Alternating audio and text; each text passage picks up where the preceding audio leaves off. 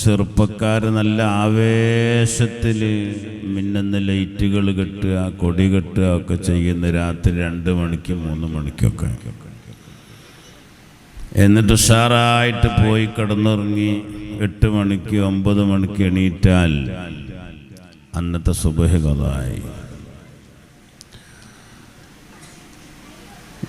ഇവിടെ ഇന്നലെ 2-3 മണി വരെയൊക്കെ പരിപാടിയാണെന്നാണ് കേട്ടത്. എന്നാലും സുബഹി ആർക്കും ഖദായിട്ടുണ്ടാവില്ല. ഉണ്ടെങ്കിൽ വലിയ വിഷയമാണത്, വലിയ വിഷയം. സുന്നത്തിന് വേണ്ടി ഫർള് വിൽക്കുന്നവർ എന്ന് പറയും. പണ്ടേതോ ഒരു പെണ്ണ് മുഖം കാണാതിരിക്കാൻ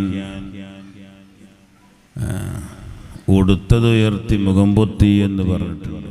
അപ്പം പിന്നെ കാണ വേറാണല്ലോ. അതുപോലെ നമ്മളെ സ്നേഹം വേറെ ഏതെങ്കിലും വഴിക്കായി പോകും. ഞാൻ സുദീർഘമായിട്ടൊന്നും പ്രഭാഷണം നടത്തുന്നില്ല.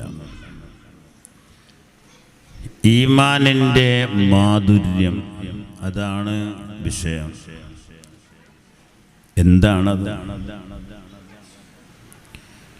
എന്താണ് അതിൻ്റെ മധുരം? മനസ്സിൻ്റെ ഉള്ളിൽ കയറി കിട്ടിയാൽ പിന്നെ ഒരു ശക്തിക്കും നമ്മുടെ ഈമാനിനെ തകർക്കാൻ കഴിയില്ല എന്നുറപ്പാണ്. അതിൻ്റെ ഏറ്റവും വലിയ ഉദാഹരണമാണ് കലീമുല്ലാഹി മൂസ അലൈഹിസ്സലാം. മൂസ നബി അലൈഹിസ്സലാം ഫിർഔനിനെ 40 വർഷം തൗഹീദിലേക്ക് ക്ഷണിച്ചു. അവൻ്റെ കൊട്ടാരത്തിൽ പോയിട്ട് അവൻ അംഗീകരിച്ചില്ല. 40 വർഷം. അവസാനം സയ്യിദന മൂസ അലൈഹിസ്സലാത്തു വസ്സലാമിനെ പരാജയപ്പെടുത്താൻ ആ നാട്ടിലുള്ള ഏറ്റവും വലിയ സാഹിര്യങ്ങളായ ആളുകളെ ഒരുമിച്ച് കൂട്ടുകയാണ് ഫിർഔൻ. മൂസ നബി അലൈഹിസ്സലാമിനെ വെല്ലുവിളിക്കുകയാണ്. നിന്റെ ഈ മാരണങ്ങളെല്ലാം പരാജയപ്പെടുത്താൻ പോവുകയാണ്. ദിവസവും സമയവും നിശ്ചയിക്കണം. ഖുർആൻ പറയുന്നത് മൗഇദുക്കും യൗമുസ്സീന വഅൻ യുഹ്ശറന്നാസു ളുഹാ.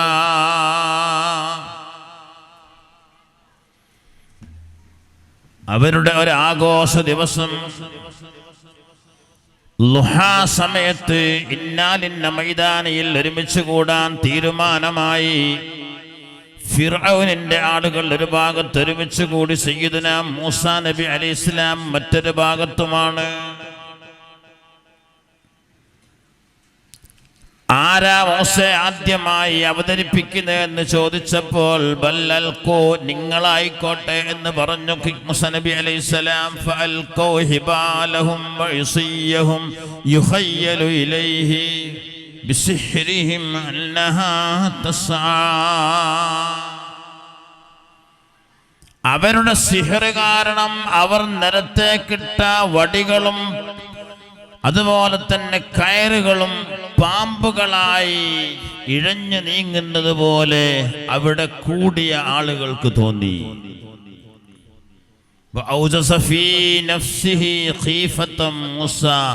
മൂസ നബി അലൈഹിസ്സലാം പോലും മനസ്സിന്റെ ഉള്ളിലൊരു പേടി വന്നുപോയി. ഉടച്ചുമനെ, അത്രയും വലിയ സാഹചര്യങ്ങളാണ്.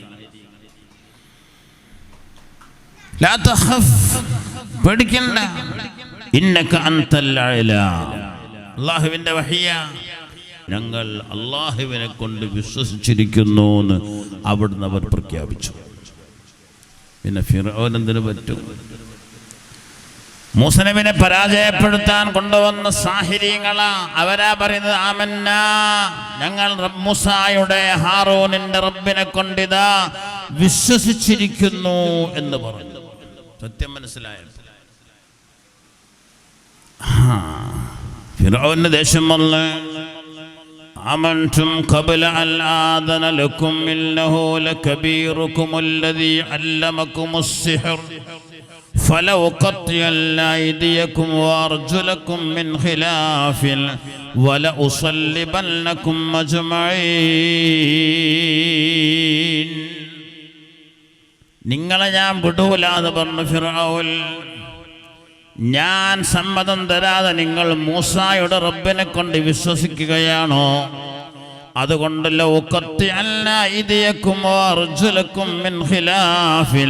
നിങ്ങളെ കൈകാലുകളെ ഞാൻ ഛേദിക്കുകയാണ്, വലത്തെ കൈയും ഇടത്തെ കാലും വെട്ടിമാറ്റുകയും എന്നിട്ട് വല ഉസല്ലിബല്ലക്കും അജ്മഈൻ നിങ്ങളെ കുരിശിലേറ്റി കൊലപ്പെടുത്തുകയും ചെയ്യാൻ പോവുകയാണ്. ഫിർഔൻ പറഞ്ഞ ചെയ്യും. ആ സമയത്ത് ആ സാഹിര്യങ്ങൾ പറഞ്ഞൊരു വാക്കുണ്ട്, അതാണ് ഹലാവത്തുൽ ഈമാൻ. സാഹിര്യങ്ങൾ പറഞ്ഞു, ഖാലൂ ലാ ലൈർ ഇന്നാ ഇലാ റബ്ബിനാ റാഗിബൂൻ. അപ്പ വിശ്വസിച്ചുള്ളൂ. ആ വിശ്വസിച്ച അതേ സെക്കൻഡിൽ റബ്ബ് സുബ്ഹാനഹു വ തആല ആ സാഹിര്യങ്ങളായ ആളുകളുടെ മനസ്സിന്റെ ഉള്ളിലേക്ക് ഈമാനിന്റെ ഹലാവത്ത് അങ്ങിട്ട് കൊടുത്തു, അതിന്റെ മധുരം. അതുകൊണ്ട് പറഞ്ഞു, ലാ ലൈറോ ഫിർഔനെ, നീ എന്ത് ചെയ്താലും ഞങ്ങൾക്ക് പ്രശ്നമില്ല. ഇന്നാ ഇലാ റബ്ബിനാ ലമുൻഖലിബൂൻ, ഞങ്ങളിതാ ഞങ്ങൾ റബ്ബിലേക്ക് മടങ്ങാൻ പോവുകയാണ്. അത്രയ്ക്ക് ഈമാൻ അങ്ങോട്ട് നിറഞ്ഞു അവരുടെ മനസ്സിൽ. അല്ലാഹു നമുക്ക് ഈമാൻ നിറച്ചു തരട്ടെ. ആ ഹലാവത്ത് കിട്ടിയ ഇനി കൈയല്ല കാലല്ല തല തന്നെ വെട്ടിപ്പോയാലും ലാ ലൈർ, ഞങ്ങൾക്ക് പ്രശ്നമേ ഇല്ല. എടോ ഫിർഔൻ, നിനക്ക് ചെയ്യാൻ കഴിയുക ഈ ദുനിയാവിന്റെ അല്പസമയത്ത് ഞങ്ങൾ ആഖിറത്തിലേക്ക് അള്ളാഹുവിന്റെ അടുക്കലേക്ക് മടങ്ങുന്നവരാ. ചെയ്തോന്ന് ഉണ്ടോ? അതാണ് ഈമാൻ, അതാണ് ഈമാനിന്റെ ഹലാവത്ത്. അല്ലാഹു തൗഫീഖ് ചെയ്യട്ടെ. ഒരു ഹദീസിലുണ്ട്, ഇന്നൻ നളറത സഹമും മിൻ ഇബ്ലീസ മസ്മൂം ഫമൻ തറകഹാ മിൻ മഖാഫതി അഅതൈതുഹു ഈമാനൻ യജിദു ബി ഖൽബിഹി ഹലാവാ. ശഫീഉൽ വറ മുഹമ്മദുർ റസൂലുള്ളാഹി. ഇന്നൻ നളറ, തീർച്ചയായും ഹറാമിലേക്കുള്ള ഒരു നോട്ടം, സഹമും മിൻ ഇബ്ലീസ മസ്മൂം, ഇബ്ലീസിന്റെ വിഷത്തിലൂട്ടിയ ഒരു ചാട്ടുളിയാണ്, അല്ലെങ്കിൽ ഒരു അസ്ത്രമാണ്. ഫമൻ തറകഹ മിൻ മഖാഫതി, എന്നെ ഭയന്നിട്ട് എന്നെ പേടിച്ചിട്ട് ഒരു ഹറാമിലേക്ക് നോക്കാതെ ഒഴിഞ്ഞു മാറിയാൽ അഅതൈതുഹു ഈമാനൻ യജിദു ഫീ ഖൽബിഹി ഹലാവാ.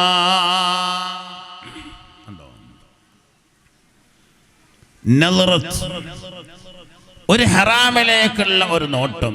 ഒരു പെണ്ണിനെ നോക്കുക, സൗന്ദര്യം കണ്ടപ്പോൾ ഒന്നുകൂടി നോക്കിപ്പോവുക, ആ രീതിയിലാണല്ലോ സ്ത്രീകളുടെ പുറപ്പെടലും.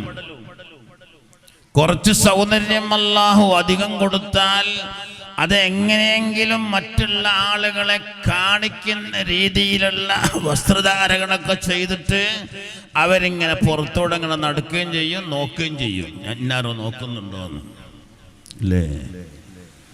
ഇവിടുത്തെ പെണ്ണുങ്ങളെ പറ്റില്ല കണ്ണിട്ട് പേടിപ്പിക്കുകയൊന്നും വേണ്ട. ഇവിടുത്തെ പെണ്ണുങ്ങളല്ലാന്ന് കൂട്ടിക്കോളി. അത് ഞാൻ പറയാം കുറച്ചും കഴിഞ്ഞിട്ട്.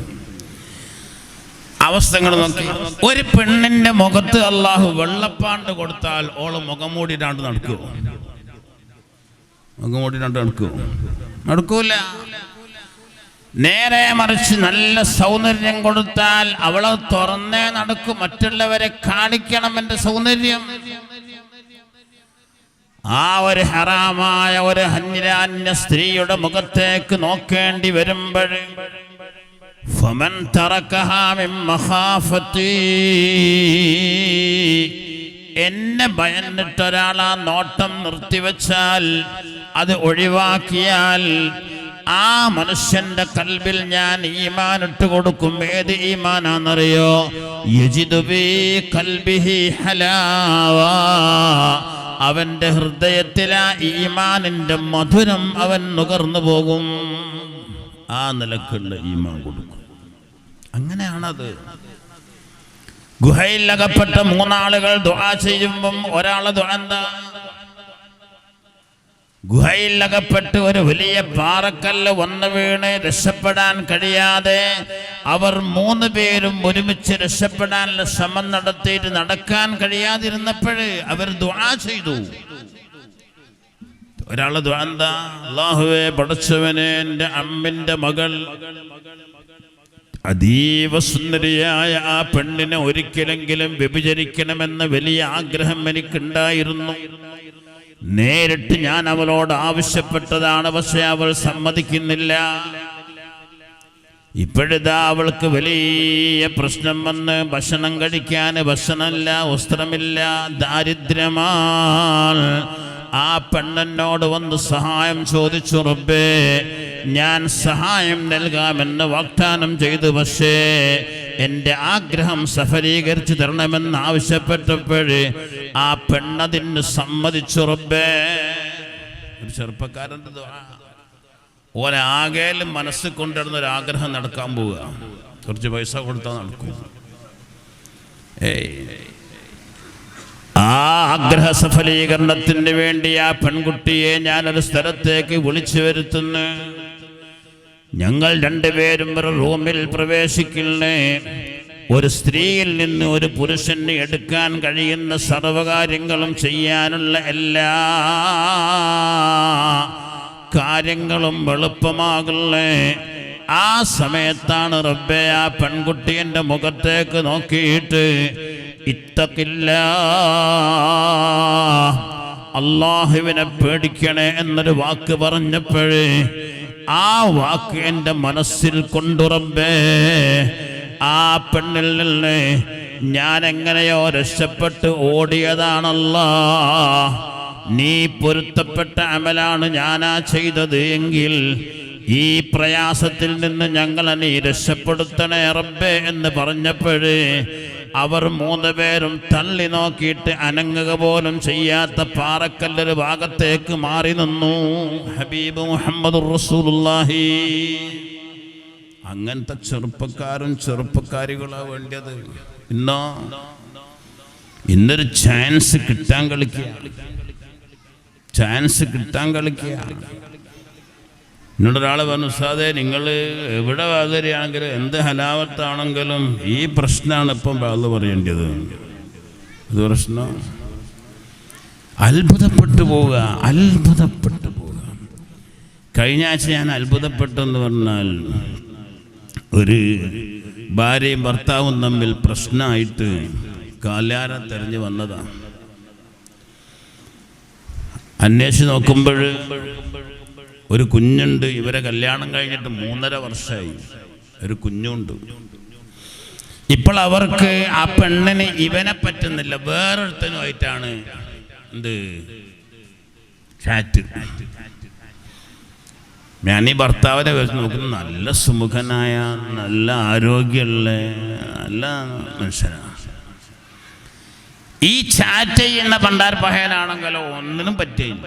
എന്നിട്ട് ഓനാൻ വേണ്ടിയപ്പോൾ 3.5 കൊല്ലം ഈ മനുഷ്യന്റെ കൂടെ താമസിച്ചിട്ട് ഇപ്പോൾ അവൾക്കൊന്ന് മാറ്റിപ്പിടിച്ചാൽ തരക്കേടില്ല. അങ്ങനെ തോന്നുന്ന പെണ്ണുങ്ങൾ ആരുണ്ടോ അവിടെ?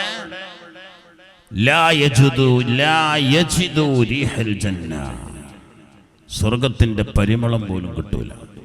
ഉറപ്പാ. ഹബീബാ നബി തങ്ങൾ പറഞ്ഞ, മജീദ് വാക്കൈ പറയുന്നല്ല,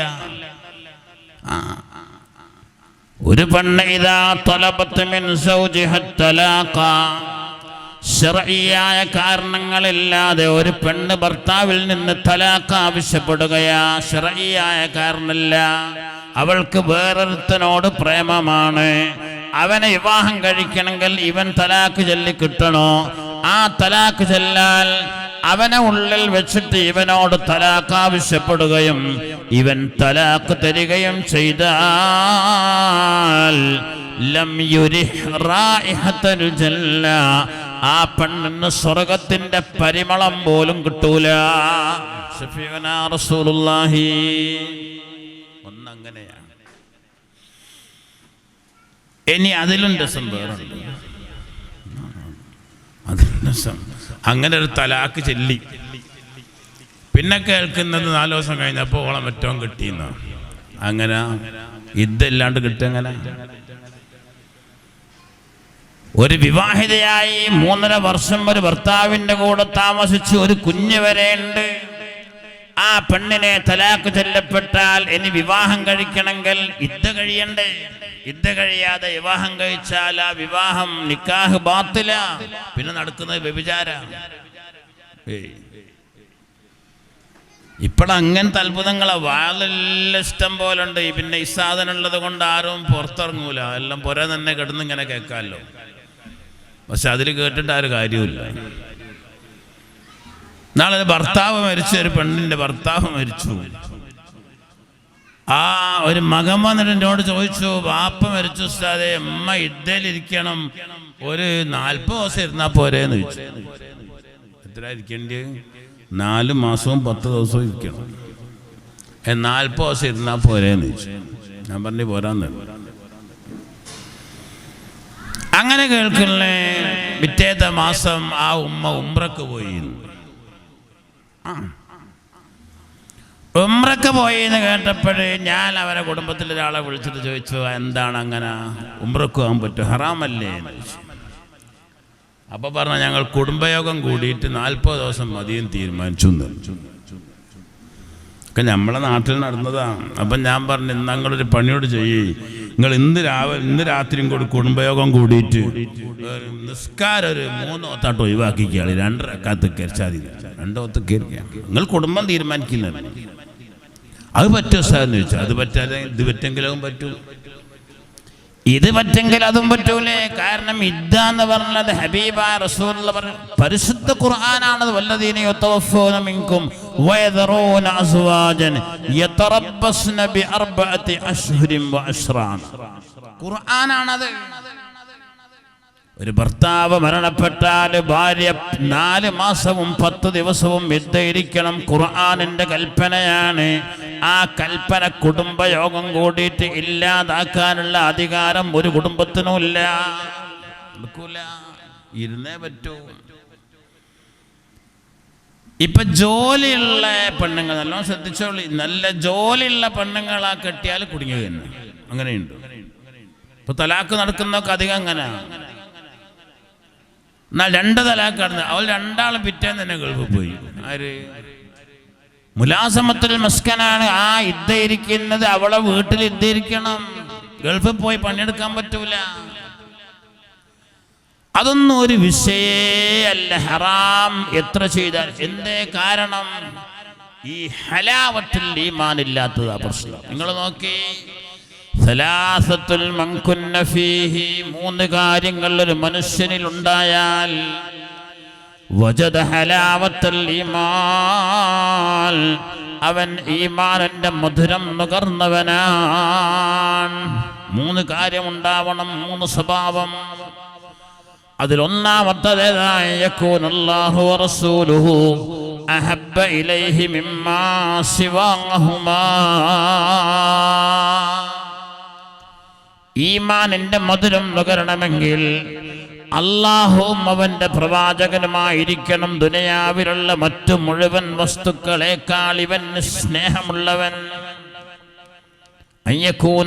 അല്ലാഹു ആവണം, റസൂലു അല്ലാഹുവിന്റെ പ്രവാചകനുമാവണം. മഹബ്ബ ഇലൈഹി, അവനിലേക്ക് ഏറ്റവും ഇഷ്ടപ്പെട്ടവരാവണം. മിമ്മാ സിവാഹുമാ, അല്ലാഹും റസൂലുമല്ലാത്ത ഏത് വസ്തുക്കളെടുത്ത് നോക്കിയാലും അതിനേക്കാളൊക്കെ സ്നേഹം അല്ലാഹുവിന്റെ ഹബീബിനോടാകുന്നില്ലെങ്കിൽ അവൻ ഈമാനിന്റെ മധുരമില്ല. നമ്മൾ കൊണ്ട് കഴിയുമോ? നമ്മൾ റസൂലുള്ളാഹിനെ വല്ലാതെ സ്നേഹിക്കുന്നവരാന്നൊക്കെ പറയും. നാളെ ഈ അടുത്ത 4-5 ദിവസമായി ചെറുപ്പക്കാര് ഈ കൊടിയൊക്കെ കെട്ടിയിട്ട് അവസാനം പിന്നെ ഒരു 2-2:30-3 മണിയായപ്പോഴ് മാലിക് ദീനാറിലൊക്കെ വന്നത് സിയാറത്ത് ചെയ്യാൻ. എവിടുന്നാ വരുന്നത്? ഞങ്ങൾ പണിയിലായി ഉസ്താദേ. അത് പറയാനൊക്കെ നല്ലൊരു ഉന്മേഷ, അല്ലാഹുവിന്റെ റസൂലിനോടുള്ള സ്നേഹത്തിന്റെ പ്രകടനങ്ങൾ. അള്ളാഹുവിൻ്റെ റസൂലിനെ ഇഷ്ടപ്പെട്ടാൽ, സ്നേഹിച്ചാൽ, ആ ഹബീബിനെ പൂർണ്ണമായി പിൻപറ്റാതെ സ്നേഹിച്ചു എന്ന് വെറുതെ പറയാം. അല്ലാണ്ടെന്താ? ഇത്തിബാ ചെയ്യണം. സഹാബത്തൊന്നും സ്നേഹിച്ചതുപോലെ നമ്മൾ കൊണ്ട് അത് വേറൊരു സ്നേഹമാണ്. അവർ ഇത്തിബാ പൂർണ്ണമാണ് അവരുടേത്. അതോടൊപ്പം അവരുടെ സ്നേഹപ്രകടനങ്ങൾ എങ്ങനെയാണ് അവർ സ്നേഹിച്ചത്, എങ്ങനെയാണ് നമ്മൾ കൊണ്ട് കഴിയും. ഉഹദ് യുദ്ധത്തിൽ ഹബീബ റസൂലുള്ളാഹിനെ കൊലപ്പെടുത്തണമെന്ന ഉദ്ദേശത്തോടു കൂടിയാണ് ശത്രുക്കൾ അള്ളാഹുവിൻ്റെ റസൂലിനെ മാത്രം ലക്ഷ്യം വെച്ചുകൊണ്ട് അസ്ത്രങ്ങൾ വിടുകയാണ്. ഇത് കാണുന്ന അബൂ തൽഹ റളിയല്ലാഹു അൻഹു തങ്ങളെ റസൂലുള്ളാഹിന്റെ മുമ്പിൽ പോയി നിന്നിട്ട് നെഞ്ചും വിരിച്ചങ്ങ് നിൽക്കുകയാണ്. നബി തങ്ങളുടെ ശരീരത്തിലേക്ക് വന്ന എല്ലാ അസ്ത്രങ്ങളും അബൂ തൽഹയുടെ ശരീരത്തിലാണ്. 70-ലധികം അസ്ത്രങ്ങൾ ധരിച്ചു എന്നായിരുന്നു. അസ്ത്രങ്ങൾ ഇങ്ങനെ വന്നിട്ട് നേരെ പിന്നിലാണ് അബൂ ദുജാന റളിയല്ലാഹു അൻഹു. അബൂ ദുജാനക്ക് പിന്നിലൂടെ അസ്ത്രങ്ങൾ വന്ന് വീഴുകയാണ്. ബലം യതഹറക്ക്, ആ അസ്ത്രങ്ങൾ വന്ന് വീണ് വേദനിച്ചിട്ട് പോലും ഒന്നനങ്ങുക പോലും ചെയ്തില്ല അബൂ ദുജാന. അനങ്ങിയാൽ ആ കേപ്പിൽ ഹബീബായ റസൂലുള്ളാഹിക്ക് അസ്ത്രം വന്ന് കൊണ്ടേക്കുമോ എന്ന് ഭയപ്പെട്ടതിൻ്റെ പേരിലാണ് അവരങ്ങനെ സ്നേഹിച്ചു. സ്വന്തം ശരീരത്തേക്കാൾ ഹബീബായ മുഹമ്മദുർ റസൂലുള്ളാഹി സ്വല്ലല്ലാഹു അലൈഹി വസല്ലം തങ്ങളെ അവർ സ്നേഹിച്ചു. എന്താ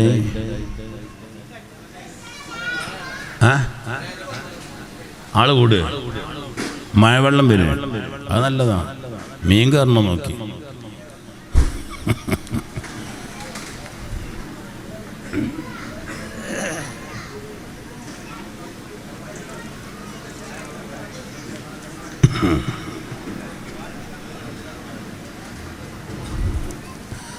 ആ വേഗടി തന്നെ നോക്കി.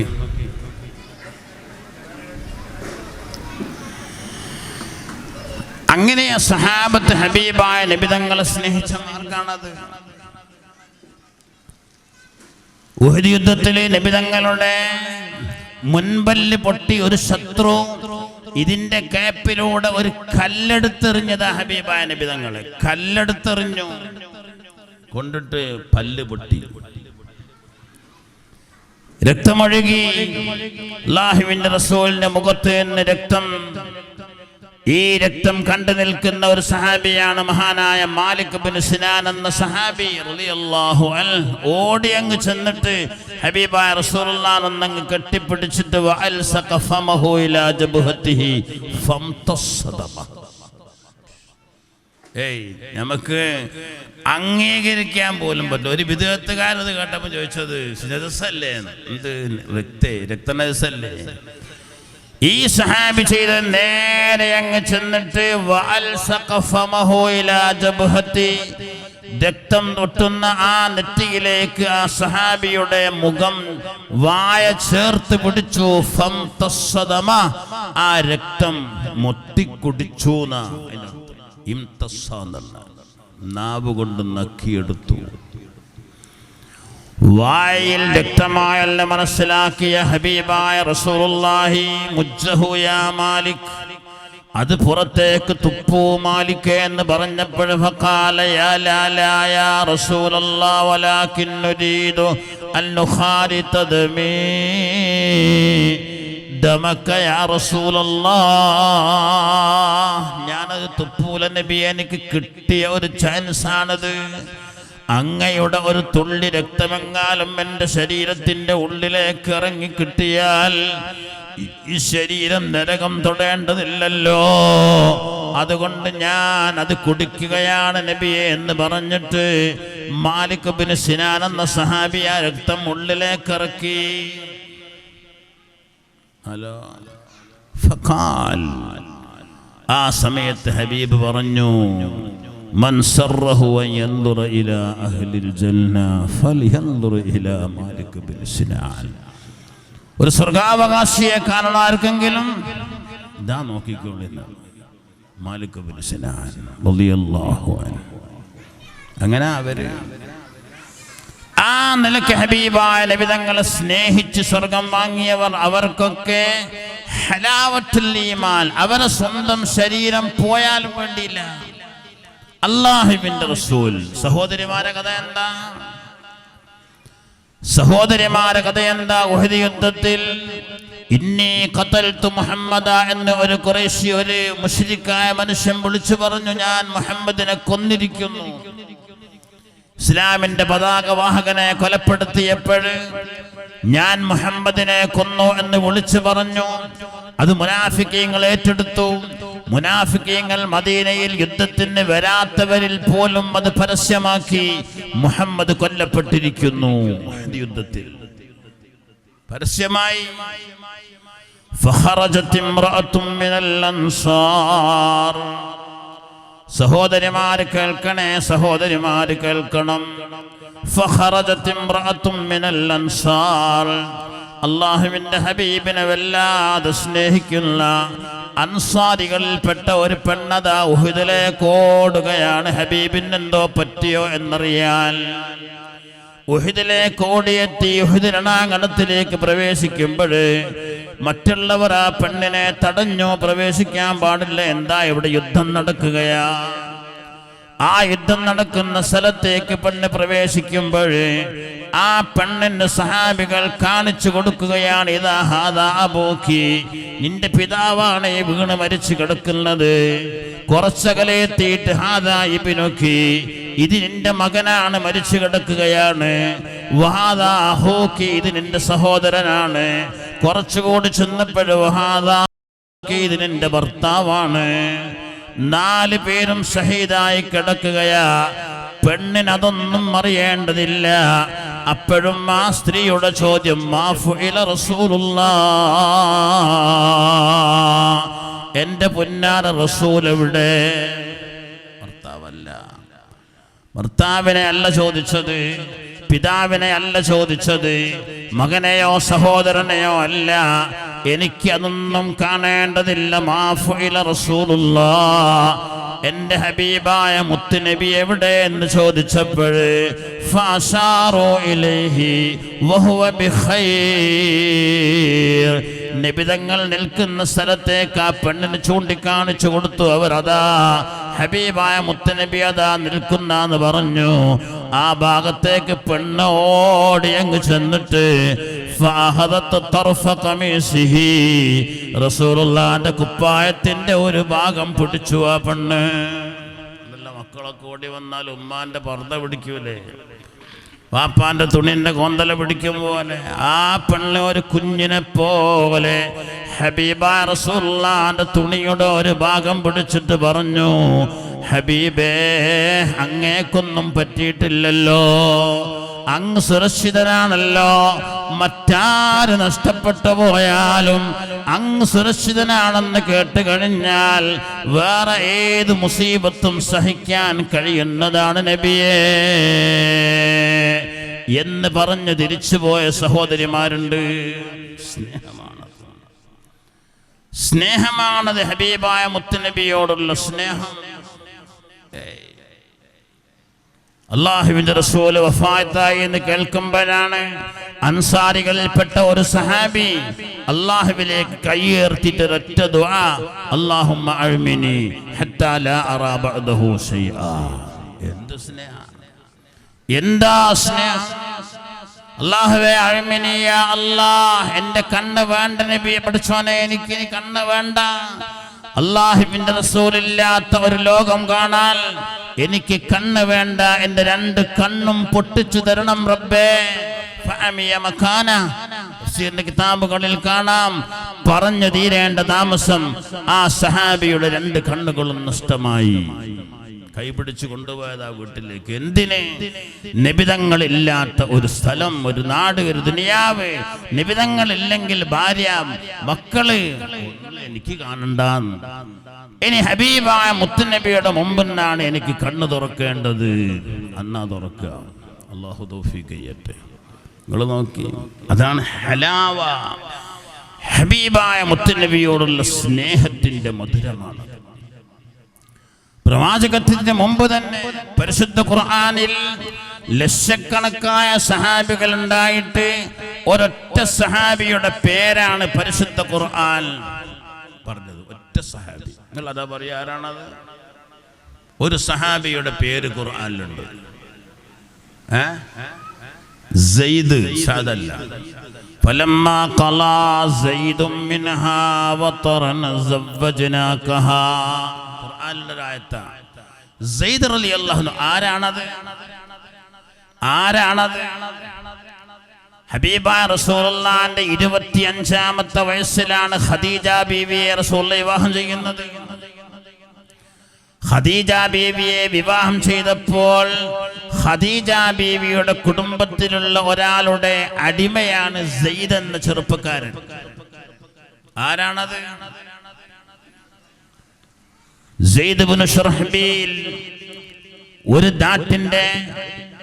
നാട്ടുരാജാവും ഏറ്റവും വലിയ ധനികനുമായ കോടീശ്വരനുമായ ഒരു മനുഷ്യന്റെ മകനാ സെയ്ദ്. കച്ചവട സംഘത്തിൽ സെയ്ദിനെയും കൊണ്ടുപോയി വഴിയിൽ വെച്ച് കൊള്ളക്കാർ ആ കച്ചവട സംഘത്തിനെ പിടിക്കപ്പെടുകയും സെയ്ദിനെ ഉക്കാല ചന്തയിൽ കൊണ്ടുപോയി വിൽപ്പന നടത്തുകയും ചെയ്തു. ആ വാങ്ങിയത് ഖദീജ ബീവി റളിയല്ലാഹു അൻഹായുടെ ഒരു കുടുംബക്കാരനായിരുന്നു. ഖദീജ ബീവിയുടെ വിവാഹം പോയപ്പോൾ ആ വിവാഹത്തിന്റെ സമ്മാനമായി സെയ്ദ് ബിൻ ഹാരിസയെ എന്ത് ചെയ്തു? ഖദീജ ബീവിക്ക് കൊടുത്തു. അയാൾ ആ കുഞ്ഞിനെ, ആ ചെറുപ്പക്കാരനെ ഖദീജ ബീവി തന്റെ ഭർത്താവായ മുഹമ്മദ് റസൂലുള്ളാഹി തങ്ങൾ കൊടുത്തു. 25 വയസ്സായ നബുവത്തൊന്നും കിട്ടിയിട്ടില്ല. സെയ്ദിന്റെ പിതാവും കുടുംബമാണെങ്കിലോ സെയ്ദിനെ കാണാത്തതിന്റെ പേരിലുള്ള മഹാവിഷയത്തിലാണ് അവർ. ഉമ്മ ബോധം കെട്ട് കിടക്കുകയാണ്. കാരണം കോടീശ്വരനായ പിതാവിന്റെ ഏക അനന്തരാവകാശിയല്ലേ സെയ്ദ്. ആ ഹാരിസത്ത് ഇബ്നു ശുർഹബീൽ എന്ന് പറഞ്ഞ പിതാവ്, അദ്ദേഹത്തിന്റെ സ്വബോധം നഷ്ടപ്പെട്ടിട്ട് പാട്ടുപാടി നടക്കാൻ തുടങ്ങി. ബക്കൈതു അലാ സയ്യിദിൻ വലം അദ്രി മാ ഫുഇൽ അഹയ്യൻ ഫയർജാ മതദൂനഹുൽ യൽ തുദക്കിറുനി ശംസു ഇൻദ തുലൂഇഹാ വതഅരീലു ദിക്റാഹു ഇദാ വറഖുഹാ അഫൽ. സെയ്ദിന്റെ വാപ്പ പാട്ട് പാടി നടക്കുക. പടച്ചോനെ, എന്റെ സെയ്ദ് എവിടെയാ? എവിടെയെങ്കിലും ജീവിച്ചിരിപ്പുണ്ടെങ്കിൽ കണ്ടുപിടിച്ച് ഞാൻ അവനെ കൊണ്ടുവരും. എല്ലാ ദിവസവും നേരം വെളുക്കുമ്പോൾ ഞാൻ എഴുന്നേൽക്കുമ്പോഴേക്ക് എൻ്റെ മകൻ ഓടി വന്ന് എന്നിലേക്ക് വന്ന് എന്നെ കെട്ടിപ്പിടിക്കുന്ന രംഗം ഓർമ്മ വരികയാണ്. സൂര്യൻ അസ്തമിക്കുന്ന സമയമാകുമ്പോൾ സെയ്ദിനെ വീണ്ടും ഓർക്കുകയാണ്. ഓർക്ക വരുന്നില്ല. ആ രീതിയിൽ ആ കുടുംബമുള്ളത്. സെയ്ദ് എവിടെ ഉണ്ട്? മക്കയിലുണ്ട്. എവിടെ? മുഹമ്മദിന്റെ വീട്ടിലുണ്ട്. അങ്ങനെയാണ് ഹാരിസത്ത് ബിൻ ശുർഹബീലിന്റെ നാട്ടുകാർ മക്കയിൽ കഅബ തവാഫ് ചെയ്യാൻ വന്നപ്പോഴാണ് പെട്ടെന്ന് സെയ്ദിനെ കാണാനിടയായത്. അവനെ കാണിച്ചു കൊടുത്താലോ ഇഷ്ടം പോലെ പാരിതോഷികം പ്രഖ്യാപിച്ചിട്ടുണ്ട് പിതാവായ ഹാരിസത്ത്. നാട്ടിൽ പോയി വേഗം പറഞ്ഞു, നിങ്ങളെ മകൻ സെയ്ദ് മക്കയിലുണ്ട്, ഇന്നാലിന്ന ആളെ വീട്ടിലാണ്. ചുരുക്കി പറയാ ഹാരിസ എന്ന പിതാവും തന്റെ സഹോദരനും ഒരുപാട് സമ്പത്തുമായി മക്കയിലേക്ക് തിരിച്ച് മുഹമ്മദ് ബിൻ അബ്ദുല്ലാഹിയുടെ വീട് കണ്ടുപിടിച്ചു. അവിടുന്ന് അല്ലാഹുവിന്റെ റസൂല് പുറത്തു വന്നപ്പോഴ് നിങ്ങൾ ആരാ, എവിടുന്ന് വന്നു? ഞങ്ങൾ എന്തിനാ വന്നത്? എൻ്റെ മകൻ സെയ്ദ് നിങ്ങൾ അരികിലുണ്ട്, എനിക്ക് വിട്ടു തരും. സെയ്ദുള്ളിലുണ്ട്. ഹബീബാ റസൂൽ പുറത്ത് വിളിച്ചു സെയ്ദിനെ. സെയ്ദ് ഇതാരാ? ഇത് അബൂ, എൻ്റെ ബാപ്പയാണത്. ഇത് അമ്മി, എൻ്റെ അമ്മ, വാപ്പാന്റെ അഞ്ജന.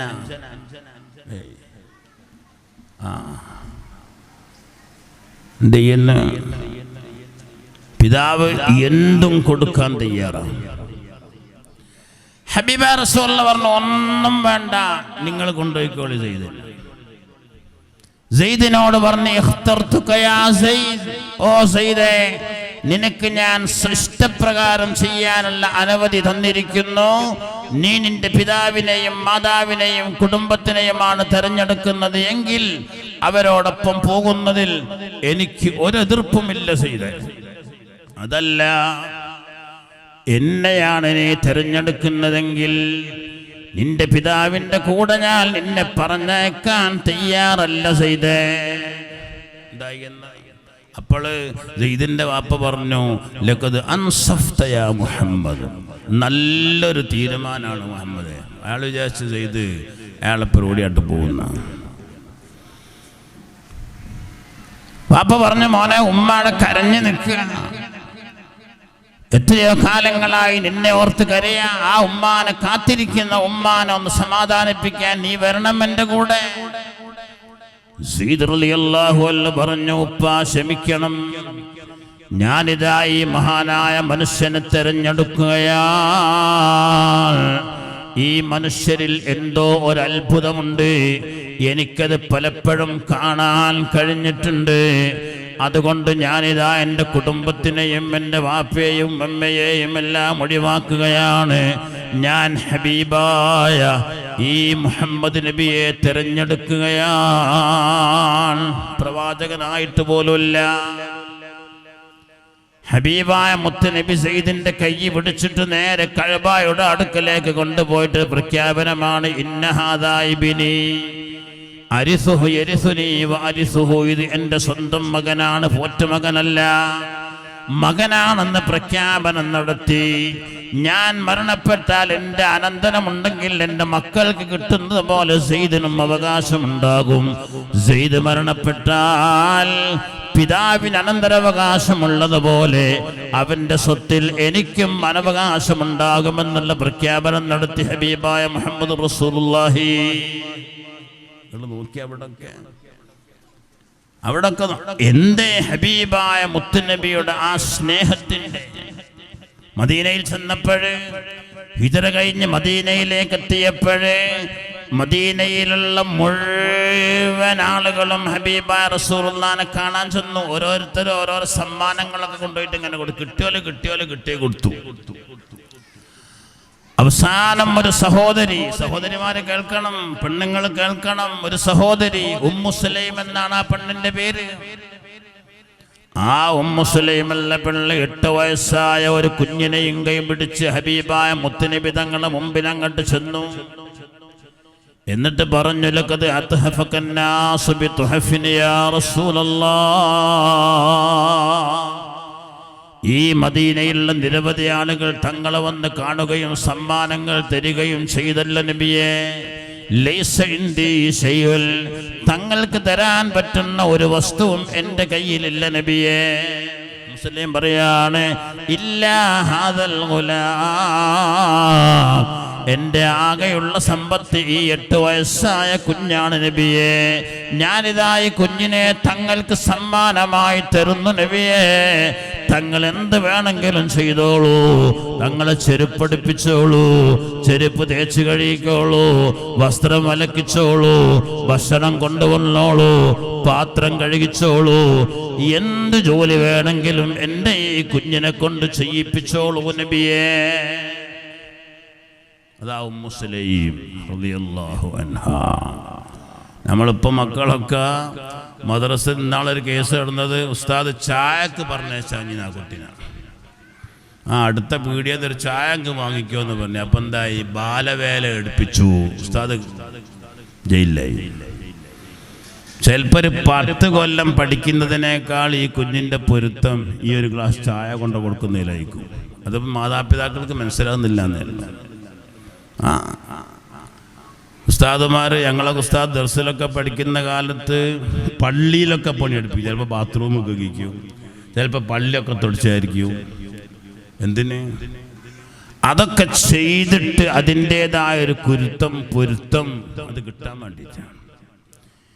ഈ ഉമ്മ നേരെ അങ്ങ് കൊണ്ടു കൊടുക്കുക 8 വയസ്സായ മകനെ.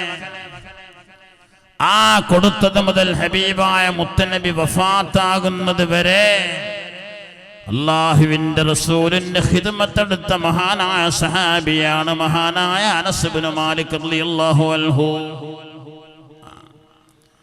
അല്ലാഹുവേ ഇവന് നീ സന്താനങ്ങൾ വർദ്ധിപ്പിച്ചു കൊടുക്കണേ അല്ലാ, ദീർഘകാലം ദീർഘായുസ് കൊടുക്കണേ അല്ലാ എന്നൊക്കെ അനസിന് വേണ്ടി ദുആ ചെയ്തു ഹബീബായ മുഹമ്മദ് റസൂലുള്ളാഹി. ഞങ്ങൾ പറയാൻ കേൾക്കണം റസൂലുള്ളാഹിന്റെ സ്വഭാവങ്ങളെ പറ്റി എന്താ പറയുന്നത്.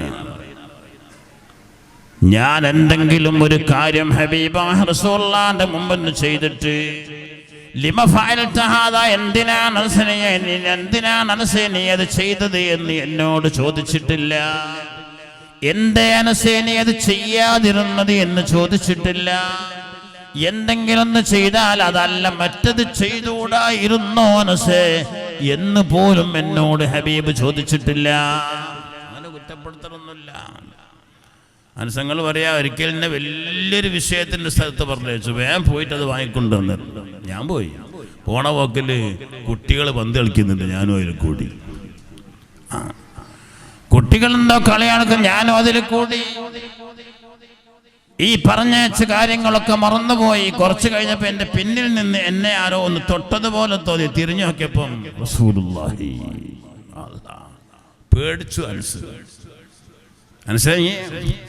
ഒരൊറ്റ ഓട്ടം മനസ്സ് പറഞ്ഞു. ഞാനൊരൊറ്റ ഓട്ടം. കുറച്ച് കഴിഞ്ഞ് തിരിഞ്ഞു നോക്കിയിട്ട് പറഞ്ഞു, ഞാൻ പോകാണ് നബിയേ എന്ന് പറഞ്ഞു. എനിക്ക് ഉറപ്പാ റസൂലിന് ദേഷ്യം പിടിച്ചിട്ടുണ്ടാവും. കുറച്ചും കൂടെ കഴിഞ്ഞ് തിരിഞ്ഞു നോക്കിയപ്പം പുഞ്ചിരിക്കുന്നു. അതാണ് ഹബീബിന്റെ സ്വഭാവം.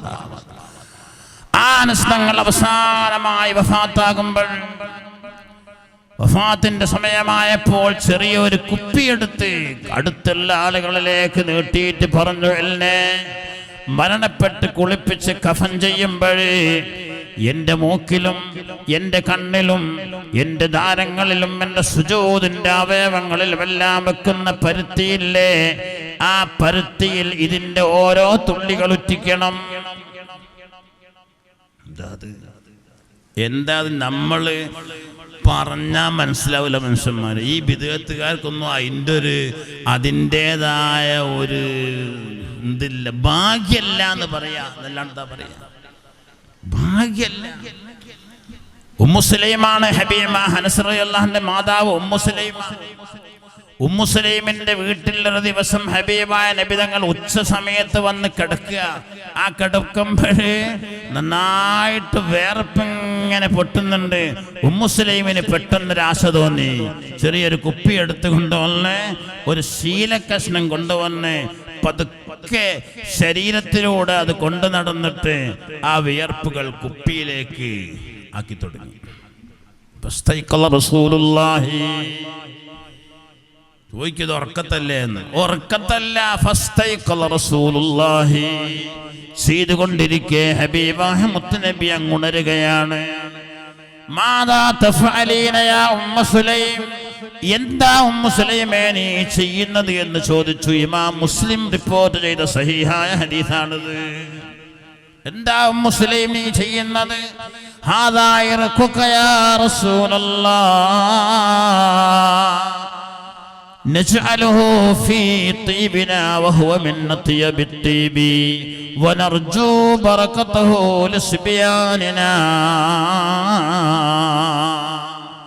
അങ്ങയുടെ വിയർപ്പെടുത്തു വെക്കുകയാണ് നബിയെ ഞാൻ. എന്തിനാണെന്ന് ചോദിച്ചാൽ, ഞങ്ങൾ ഈ വിയർപ്പിനെ ഞങ്ങൾ പൂശുന്ന സുഗന്ധദ്രവ്യങ്ങളിൽ അതിൻ്റെ ഒരു തുള്ളിയങ്ങുറ്റിച്ചാൽ എല്ലാ സുഗന്ധങ്ങളെക്കാളും ഏറ്റവും വലിയ സുഗന്ധമാണ് അങ്ങയുടെ വിയർപ്പിനുള്ളത് നബിയെ.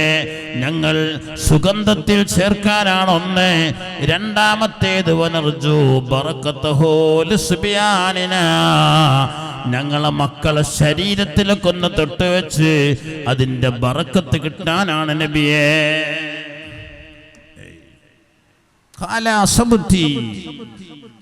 നീ ചെയ്തത് ശരിയായ പണിയാണ് ഉമ്മു സുലൈമേ.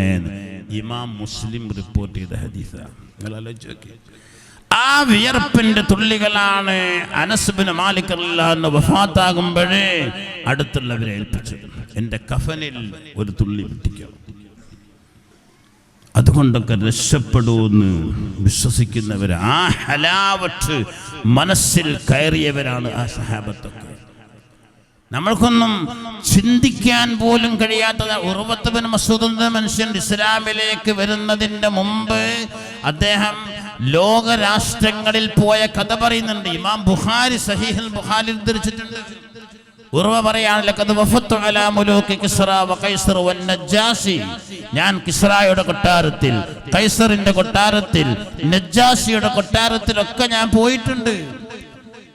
രാജ്യത്തിന്റെ പ്രതിനിധിയായി അവിടെയൊക്കെ സമീപിച്ചെങ്കിലും ഞാൻ മുഹമ്മദിന്റെ അടുക്കലും പോയവനാണ്. ഫമാ റഅയ്തു മലിക്കൻ ഖത്ത് യുഅല്ലിമുഹു അസ്ഹാബുഹു മാ യുഅല്ലിമു അസ്ഹാബു മുഹമ്മദിൻ മുഹമ്മദാ. കിസ്റ കൊട്ടാരത്തിൽ പോയിട്ടുണ്ട്. ആ കൊട്ടാരത്തിൽ കിസ്റ രാജാവിന്റെ മുമ്പിൽ പ്രജകൾ സുജൂദ് ചെയ്യുന്നുണ്ട്, ഒക്കെ ചെയ്യുന്നുണ്ട്. പക്ഷേ കൈസറിന്റെ കൊട്ടാരത്തിൽ രാജാവിനെ വന്ദിക്കുന്നുണ്ട്. നജ്ജാശിയുടെ കൊട്ടാരത്തിലുണ്ട്. പക്ഷേ മുഹമ്മദ് നബിയുടെ അടുക്കൽ ആ മുഹമ്മദ് നബിയെ ആ സഹാബികൾ ബഹുമാനിക്കുന്നത് പോലെ ഒരു രാജാവിനെയും ഒരു പ്രജയും ബഹുമാനിക്കുന്നത് എൻ്റെ ശ്രദ്ധയിൽപ്പെട്ടിട്ടില്ല. എന്താ ഇതിന് കാരണം പറയുന്നത്? കാരണം വന്നു കഴിഞ്ഞാൽ നമ്മൾ ഞെട്ടിപ്പോവും. ഉർവ പറയാണ്, ബുഖാരിയിലുള്ളതാ, വല്ലാഹി ഇയതനഹം നുഖാമ ഇല്ലാ വഖഅത് ഫീ കഫി വാഹിദിൻ മിൻഹും. അല്ലാഹുവാണ് സത്യം, മുഹമ്മദ് ഒന്ന് കാർക്കിച്ചു തുപ്പിയാൽ, സാധാരണ തുപ്പലല്ല, സാധാരണ തുപ്പല് ഞാനിപ്പോൾ ഇവിടെ നിന്ന് നീട്ടിയായിട്ട് തുപ്പിയ ഞങ്ങൾ 5 ആൾ പിടിച്ചു പോകും. അതിൽ വെള്ളമില്ലെങ്കിൽ ഈ വെള്ളം തന്നെങ്കിലും എടുത്തിട്ട് കേൾക്കും അല്ലേ? നിങ്ങളിപ്പോൾ വാളൊക്കെ കഴിഞ്ഞ് പോയി ഭാര്യനോട് ഇങ്ങനെ സംസാരിക്കുന്നതിൽ ഒരു തുപ്പലിൻ്റെ ഒരു തുള്ളി ഭാര്യൻ്റെ മുഖത്തൊക്കെ തെറിച്ചാൽ ഓക്ക് തലാക്ക് ചെല്ലാന്ന് വകുപ്പ് തീരില്ലെന്നുണ്ടെങ്കിൽ അന്യം തലാക്ക്. അതില്ലാത്തത് കൊണ്ട് കുറേ ആണുങ്ങൾ രക്ഷപ്പെട്ട് നിൽക്കുക. അപ്പോൾ ഞാനെപ്പോഴും പറയുന്നൊരു വാക്കാണ്, ആണുങ്ങൾക്ക് തലാക്കെല്ലാനുള്ള അധികാരമുള്ളതുപോലെ സ്ത്രീകൾക്കുണ്ടായിരുന്നെങ്കിൽ എത്രയോ ആണുങ്ങൾ വിധവായി പോവുകയും. നിങ്ങൾ നോക്കി, ഒരു തുപ്പുനീര് തെറിക്കുന്ന അല്ല പറയുന്നത്, വല്ലാഹി ഇയതനഹം നുഖാമ ഇയതനഹം നുഖാമ. മുഹമ്മദ് നബി എങ്ങാനും ഒന്ന് കാർക്കിച്ചു തുപ്പിയാൽ ഇല്ലാ വഖഅത് ഫീ കഫി വാഹിദിൻ മിൻഹും, ഒരു സഹാബിയുടെ കൈകളിലല്ലാതെ ആ കാർക്കിച്ചു തുപ്പുന്നത് വീഴാറില്ലായിരുന്നു. നിലത്ത് വീഴാൻ, ഭൂമിയിൽ വീഴാൻ അവർ അനുവദിക്കില്ലായിരുന്നു. സഹീഹുൽ ബുഖാരിയിലുള്ളതാ. എന്തിനാത്? എന്നിട്ട് എന്താ ചെയ്യുക? ആ കാർക്കിച്ചു തുപ്പിയ കഫം ഒരു സഹാബിക്ക് കിട്ടിയാൽ ഫദലക ബിഹാ വജ്ഹഹു വജസദഹു, ഉടനെ തന്നെ അത് കയ്യിൽ പുരട്ടിയിട്ട് മുഖത്തും ശരീരത്തിലും അവർ പുരട്ടുമായിരുന്നു.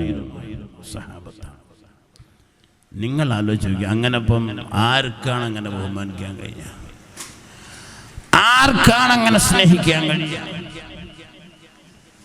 ഇപ്പൊ നമ്മളവസ്ഥ എന്താ? നമ്മൾ ഭർത്താവായ നീ കുടിച്ച പകുതി ഗ്ലാസ്സിന് വെള്ളം കുടിച്ച് അല്ലെ ചായ കുടിച്ച് ബാക്കി ഭാര്യക്ക് കൊടുത്താൽ അത് അപ്പുറത്ത് കൊണ്ടുപോയി തൂയിട്ട് 3 വട്ടം ആ ചൂടുള്ള വെള്ളം കൊണ്ട് കഴുകിയിട്ട് ആ ഗ്ലാസ് പാർന്നിട്ടേ ഭാര്യ വെള്ളം കുടിക്കൂ അല്ലേ?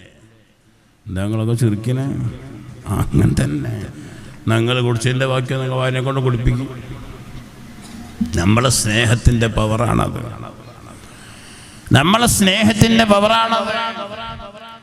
പണ്ട് കാലത്തൊക്കെ മുതഅല്ലിമീങ്ങൾ ഉസ്താദുമാരൊക്കെ വീട്ടിൽ വന്നാൽ ഒരു പ്ലേറ്റ് ചോറ് കൊണ്ടുപോയി വെച്ച് കൊടുക്കും.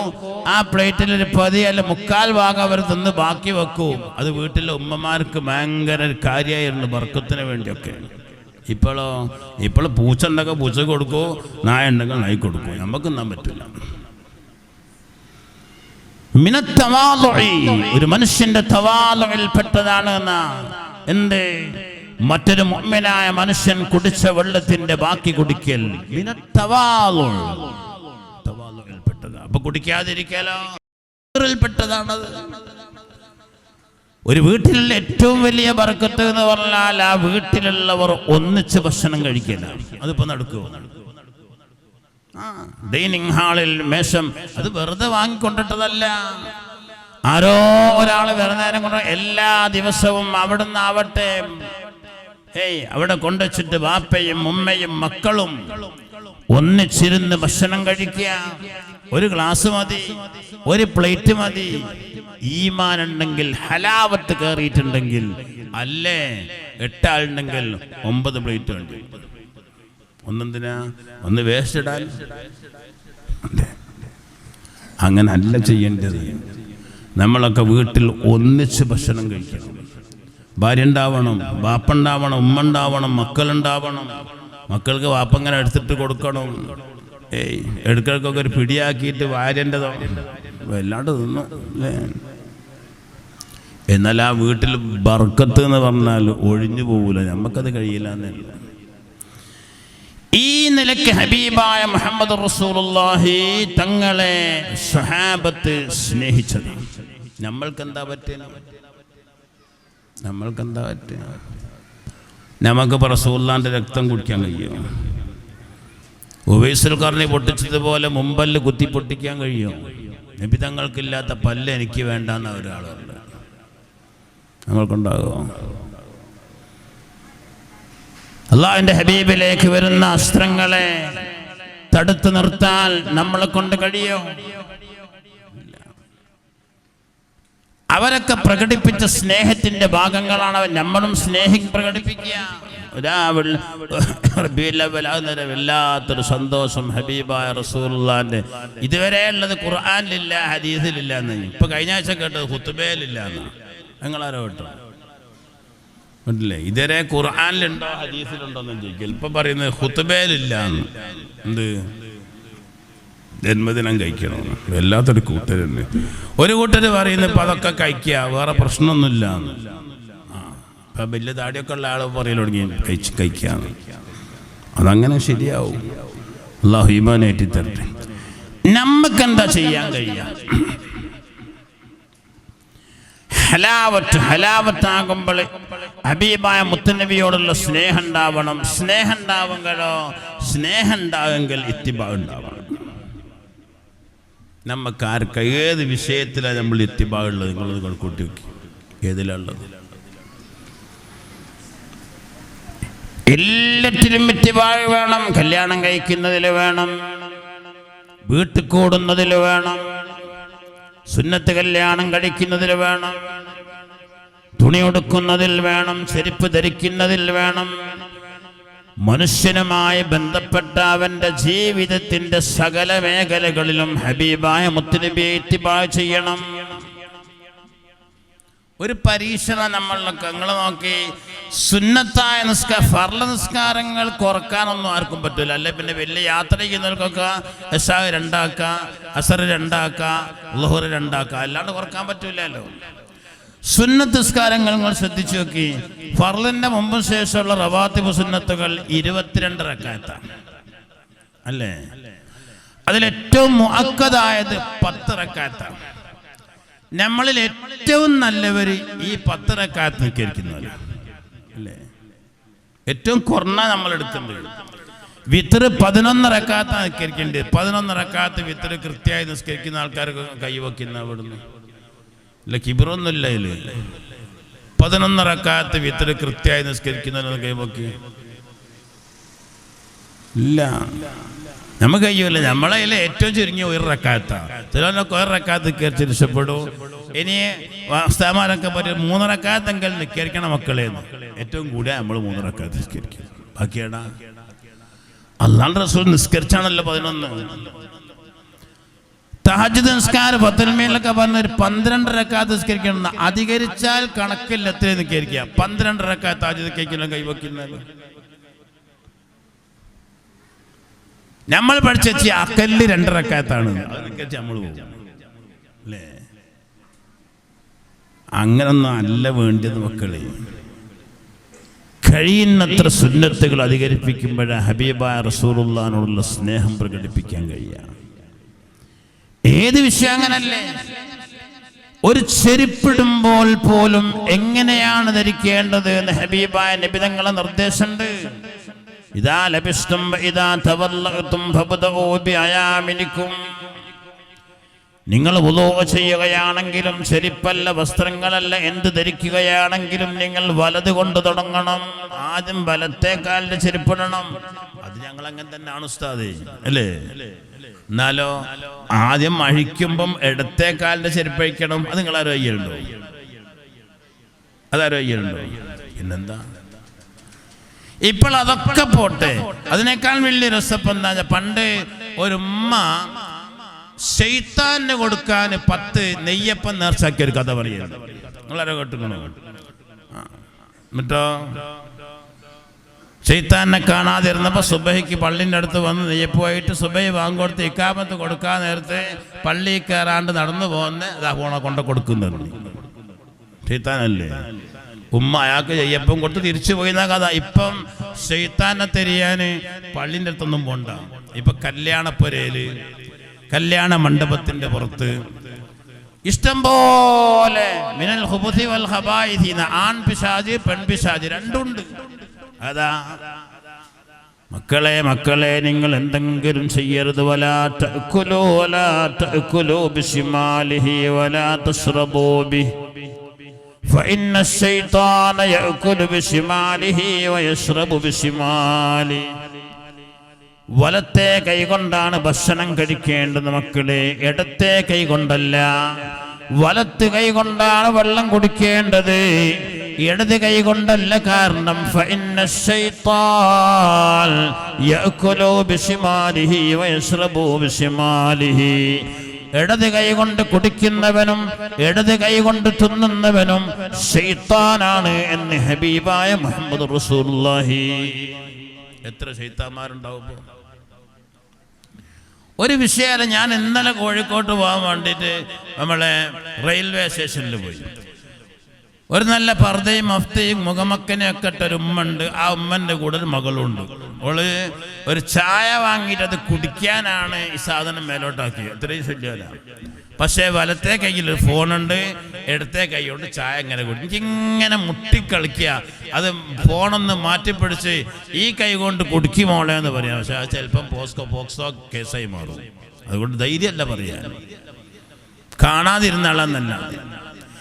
എന്നിട്ട് രസം ഞാനിങ്ങനെ നോക്കി അവള് മാറ്റുന്നുണ്ടോന്ന്. ഇല്ല, ചായയൊക്കെ കുടിച്ച് കഴിഞ്ഞപ്പോൾ ആ കടുത്ത കൈ കൊണ്ട് തന്നെ ചായൻ്റെ ഗ്ലാസ് വേസ്റ്റ് കൊട്ടയെ കൊണ്ടുപോയി ഇട്ടിട്ട് എന്നിട്ട് എന്ത് ചെയ്ത് ഫോൺ എടുത്തേ കൈ പിടിച്ചു.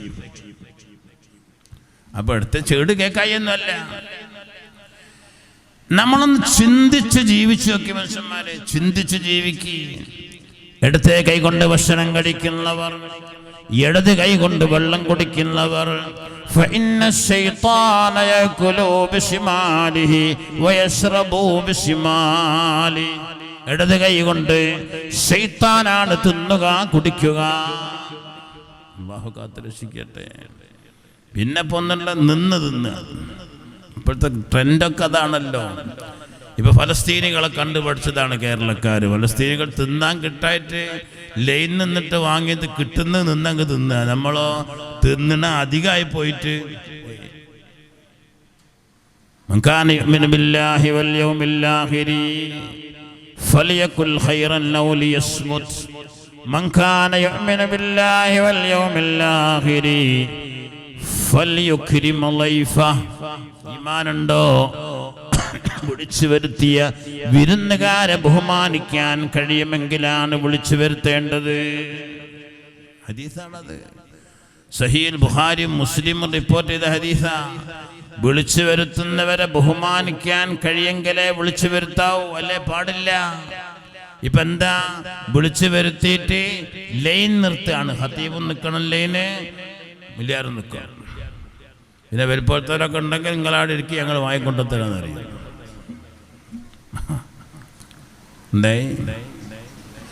ഹബീബായ മുത്തുനബിനെ പിൻപറ്റുന്നവർ ആരാണുള്ളത്? ഏത് വിഷയത്തിലാണുള്ളത്? ഏത് വിഷയത്തിലാണുള്ളത്? ഒരു കുപ്പായം ധരിക്കുമ്പോൾ പോലും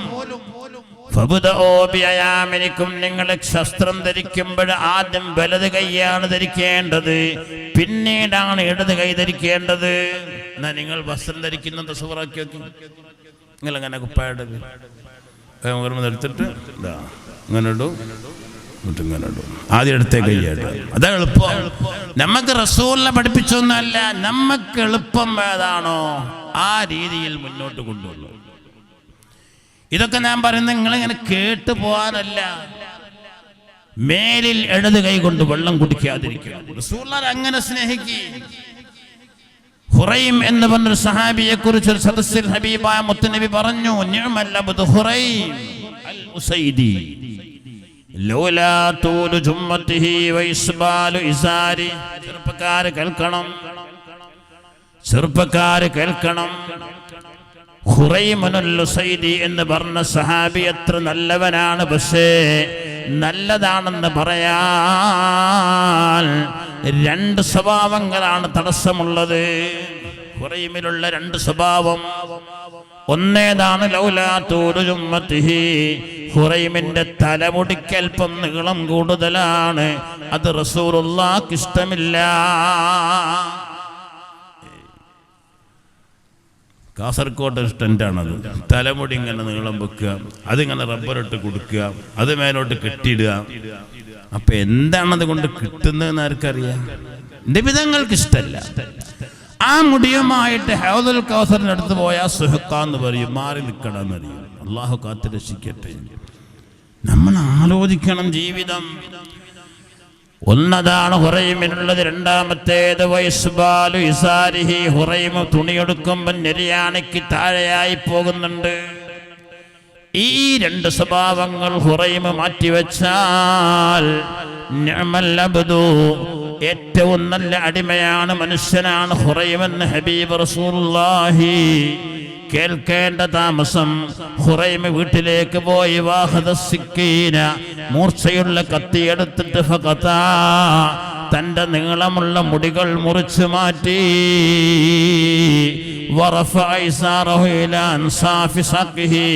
തൻ്റെ തണ്ടങ്കാലിൻ്റെ നടുവരെ മധ്യത്തിലേക്ക് തൻ്റെ തുണിയെ കയറ്റിയെടുത്തു. പിന്നെ മരണം വരെ അത് താഴോട്ടിറങ്ങിയിട്ടില്ല. അതായി അതാണ് ഈമാൻ. പറഞ്ഞാൽ കേൾക്കണം. ഈമാൻ ഉണ്ടെങ്കിൽ അതൊക്കെ അവർ കുറെ കാലമായി പറയ തുടങ്ങിയിട്ട് നമ്മക്കിതൊന്നും പറ്റിയിട്ടില്ല. നമ്മളും ജീവിക്കണം. ഞാൻ എപ്പോഴും പറയുന്ന, ഇപ്പോൾ ഹറാമ് ചെയ്ത്, എന്നാൽ കഴിഞ്ഞ ആഴ്ച ഒരു നിക്കാഹ് കഴിഞ്ഞിട്ട് സാക്ഷി ഒപ്പിടാൻ ഒരു ചെറുപ്പക്കാരൻ വന്നപ്പോൾ പെണ്ണ് വാങ്ങി ഒപ്പിടുന്ന നേരം അവൻ്റെ കയ്യിൽ വലിയൊരു മാല. ഞാൻ പറഞ്ഞു, മോനെ ഇങ്ങനെ സാക്ഷ്യപ്പെടാൻ പറ്റില്ലെന്ന്. അപ്പോൾ കോനെ ഇവിടെ പിടിച്ചു. എൻ്റെ അർത്ഥം എന്താ? കഴുത്തിലുണ്ട്. ഇപ്പൊ ഇവിടെ ആർക്കുണ്ട് ഈ ഇരിക്കുന്നതിൽ കഴുത്തിലും കയമ്പലും സ്വർണത്തിന്റെ മാലയോ വെള്ളിയുടെ മാലയോ ധരിച്ച ചെറുപ്പക്കാരുണ്ടോ? ഹറാമാണ്. ഞാൻ പഠിച്ചിടത്തോളം, ഇനി അഹമ്മദില്ലാർ അത് മാറ്റി പറയണോ അടുത്ത വെള്ളിയാഴ്ച മാറ്റി പറഞ്ഞോളൂ. ഞാൻ പഠിച്ചിടത്തോളം പറയുന്നത് ഹറാമാണ്. ഒരു ഹറാമ് കൃത്യമായി ഇങ്ങനെ ചെയ്തിട്ടുണ്ടെന്ന അവൻ്റെ പേര് ഫാസിഖെന്ന്. ഫാസിഖിൻ്റെ പ്രത്യേകത പിന്നെ ഷാഹിദാൻ പറ്റില്ല, സാക്ഷിയാൻ പറ്റൂല, ഒരു നിലാവ് കണ്ടാൽ കാതിൻ്റെ അടുത്ത് സ്വീകരിക്കപ്പെടൂല. അങ്ങനെയൊക്കെയുള്ള പ്രത്യേകതകളുണ്ട് ഒരു ഫാസിഖ് നേരം. ഞാൻ ആ ചെറുപ്പക്കാരനോട് പറഞ്ഞു, മോനെ പിന്നെ ഒപ്പിടാൻ പറ്റൂല, ഇങ്ങനെ സ്ഥിരമായി ധരിക്കുന്നവനാണെങ്കിൽ തന്നെ. അപ്പോൾ ഓൻ പറഞ്ഞു, ഞാൻ എൻ്റെ പേര് വെട്ടിക്കാനാണ് തരും. അപ്പം എൻ്റെ പേര് വെട്ടല്ല വേണ്ടത്, കഴുത്തുനിന്നും കൈമത് അയച്ചു മാറ്റാൻ വേണ്ടി. എന്നാൽ ഇത് ഒപ്പിടുന്നു, എന്നാലും ഇത് അയക്കാൻ പറ്റില്ല, പേര് വെട്ടാന്നല്ലാണ്. നിങ്ങളൊന്ന് ആലോചിച്ച് നോക്കി. ഒരു ചെങ്ങായി 1/2 കിലോ ഉള്ളൊരു സാധനം ഇട്ട് 1/2 കിലോ ഉണ്ട്, ഒരു കല്ലും ഉണ്ട് ഇവിടെ. ഞാൻ പറഞ്ഞു ഹറാമാന്ന് പറഞ്ഞു. അപ്പോൾ ഓനോട് പറഞ്ഞു, അത് തങ്ങൾ വന്തിരിച്ചെന്നാണ്. തങ്ങൾ വന്തിരിച്ചെടുത്താണല്ലോ വെള്ളിൻ്റെ മാല. എന്നാൽ ഒരു സ്വർണത്തിൻ്റെ വന്തിരിപ്പിച്ചുണ്ടായി. ഞാൻ തങ്ങൾ മന്ദിരിച്ച ഹലാലാകുമോ? ഹബീബ റസൂലുള്ളാഹി ഒരു മനുഷ്യന്റെ, ഒരു സഹാബിയുടെ കയ്യിൽ സ്വർണത്തിന്റെ ഒരു ചെറിയ മോതിരം കണ്ടപ്പോഴാണ്,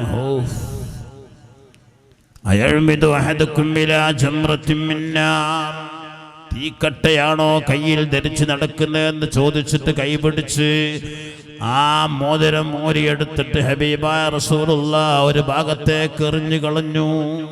നരകത്തിന്റെ തീയാണ്. നബി തങ്ങൾ പോയതിൻ്റെ ശേഷം കൂട്ടുകാരൊക്കെ പറഞ്ഞു അതൊക്കെ എടുത്തോ, വീട്ടിൽ എന്തെങ്കിലുമൊക്കെ ആവശ്യം ഉണ്ടാവില്ലേ എന്ന്. അയാൾ ഈമാൻ ഹലാവത്തുള്ള ആളായോ. അവർ പറഞ്ഞു ഞാനിതുവരെ ജാഹിലായിട്ടിട്ടു, ഹബീബാ റസൂലുള്ള ഊരി എറിഞ്ഞൊരു സാധനം ഞാൻ എടുക്കൂല, അത് എടുത്തില്ല. അതൊക്കെ ഈമാനാണത്. ആ ഈമാനിലെ ഒരംശമാണ് ഇതുപോലെയുള്ള പ്രഭാഷണങ്ങളിൽ നമ്മളൊക്കെ നേടിയെടുക്കേണ്ടത്. ഇപ്പം ജുമാക്കൊക്കെ പോകുമ്പോൾ ഞാനിപ്പം റൂമിൽ നിന്ന് ഒരു 12:50 കഴിയുമ്പോൾ പള്ളിയിലേക്ക് ഇറങ്ങിപ്പോകും. ആ സമയത്ത് സ്കൂൾ കുട്ടികളൊക്കെ വന്നിട്ട് ഇങ്ങനെ ഇരിക്കും. ഞാൻ ആലോചിച്ച് നോക്കുക, പണ്ടൊക്കെ നമ്മളൊക്കെ മദ്രസ പഠിക്കുന്ന കാലത്ത് ഒരു ഉസ്താദ് അതിലങ്ങനെ വന്നാൽ എണീച്ചോടുകയെ അവിടെ ഒന്നും നമ്മളാൽ പിന്നെ നിൽക്കൂല. ഇപ്പോൾ അങ്ങനത്തെ ഒന്ന് ആ ചന്തി ഒന്ന് പൊക്കിയിട്ടെങ്കിലും ഒന്ന് ബഹുമാനിക്കുന്ന അങ്ങനത്തെ ഒരു ബഹുമാനവും ഒരു മക്കളിലുണ്ട്. എന്തായിപ്പോയി? എല്ലാ വിഷയവും അങ്ങനെ. സ്വഹാബത്ത് കേരളത്തിൽ വന്നിട്ട് ആദ്യം ഉണ്ടാക്കിയ പള്ളികളാ. എന്തിനാ പള്ളി ഉണ്ടാക്കിയത്?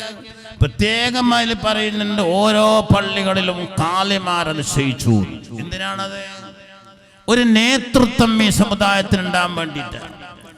ഈ മഹല്ല് സംവിധാനങ്ങൾ സ്വഹാബത്താണ് ഇവിടെ കാണിച്ചത്. എന്തിനാണ് മഹല്ല്? ഒരു ഇന്ത്യയിലുള്ള മുഴുവനും അല്ല, ഇസ്ലാമിൻ്റെ ഒരവസ്ഥ. ഇവിടെ ഒരു പ്രയാസം ഉണ്ടായാൽ, ഒരു വിഷമുണ്ടായാൽ, വേണ്ടാത്തതുണ്ടായാൽ അതിനെ നിയന്ത്രിക്കേണ്ടതും അതിന് പിന്നെ ഉപദേശങ്ങൾ നൽകേണ്ടതൊക്കെ മഹല്ലുമായി ബന്ധപ്പെട്ട് ഖത്തീബ് ഉസ്താദുണ്ട്, കമ്മിറ്റിക്കാരുണ്ട്. ഈ ഖത്തീബ് ഉസ്താദിനെയും കമ്മിറ്റിക്കാരെയും ഈ മഹല്ല് നിവാസികൾ അംഗീകരിക്കുന്നില്ലെങ്കിൽ ഇവിടുത്തെ ദീനീ പ്രവർത്തനം എവിടെ എത്തൂല.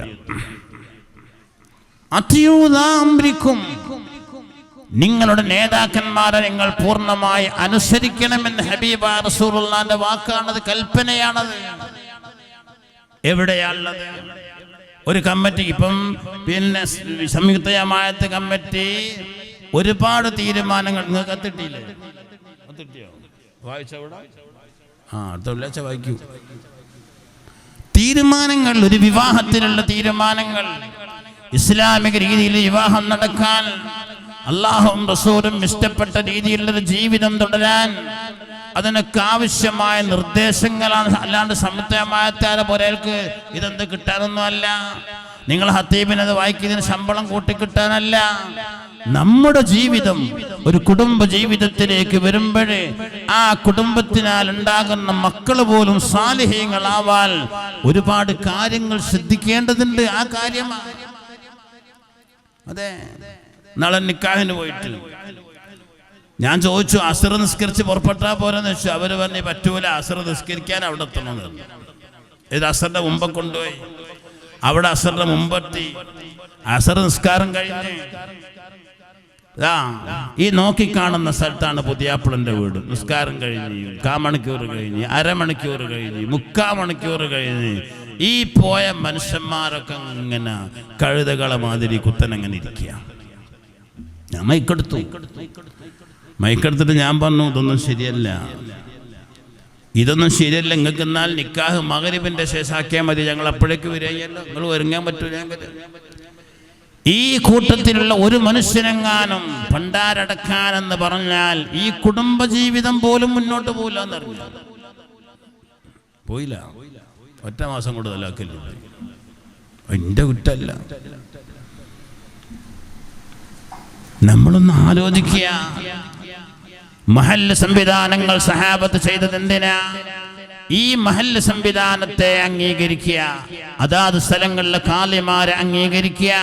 ദീനീയായ രീതിയിൽ അവർ ചെയ്യുന്ന ഉപദേശങ്ങൾ അംഗീകരിക്കുന്നില്ലെങ്കിൽ പിന്നെ എന്ത് ദീനാണുള്ളത്? ചെറുപ്പക്കാർ മനസ്സിലാക്കണം. എന്തോ പറയല്ല, ദീനീയായ നിർദ്ദേശങ്ങളും ഉപദേശങ്ങളും ഉണ്ടാകുമ്പോഴേ അത് അംഗീകരിക്കാനുള്ളൊരു മനസ്സുണ്ടെങ്കിലേ ഈമാനുള്ളൂ എന്നർത്ഥം.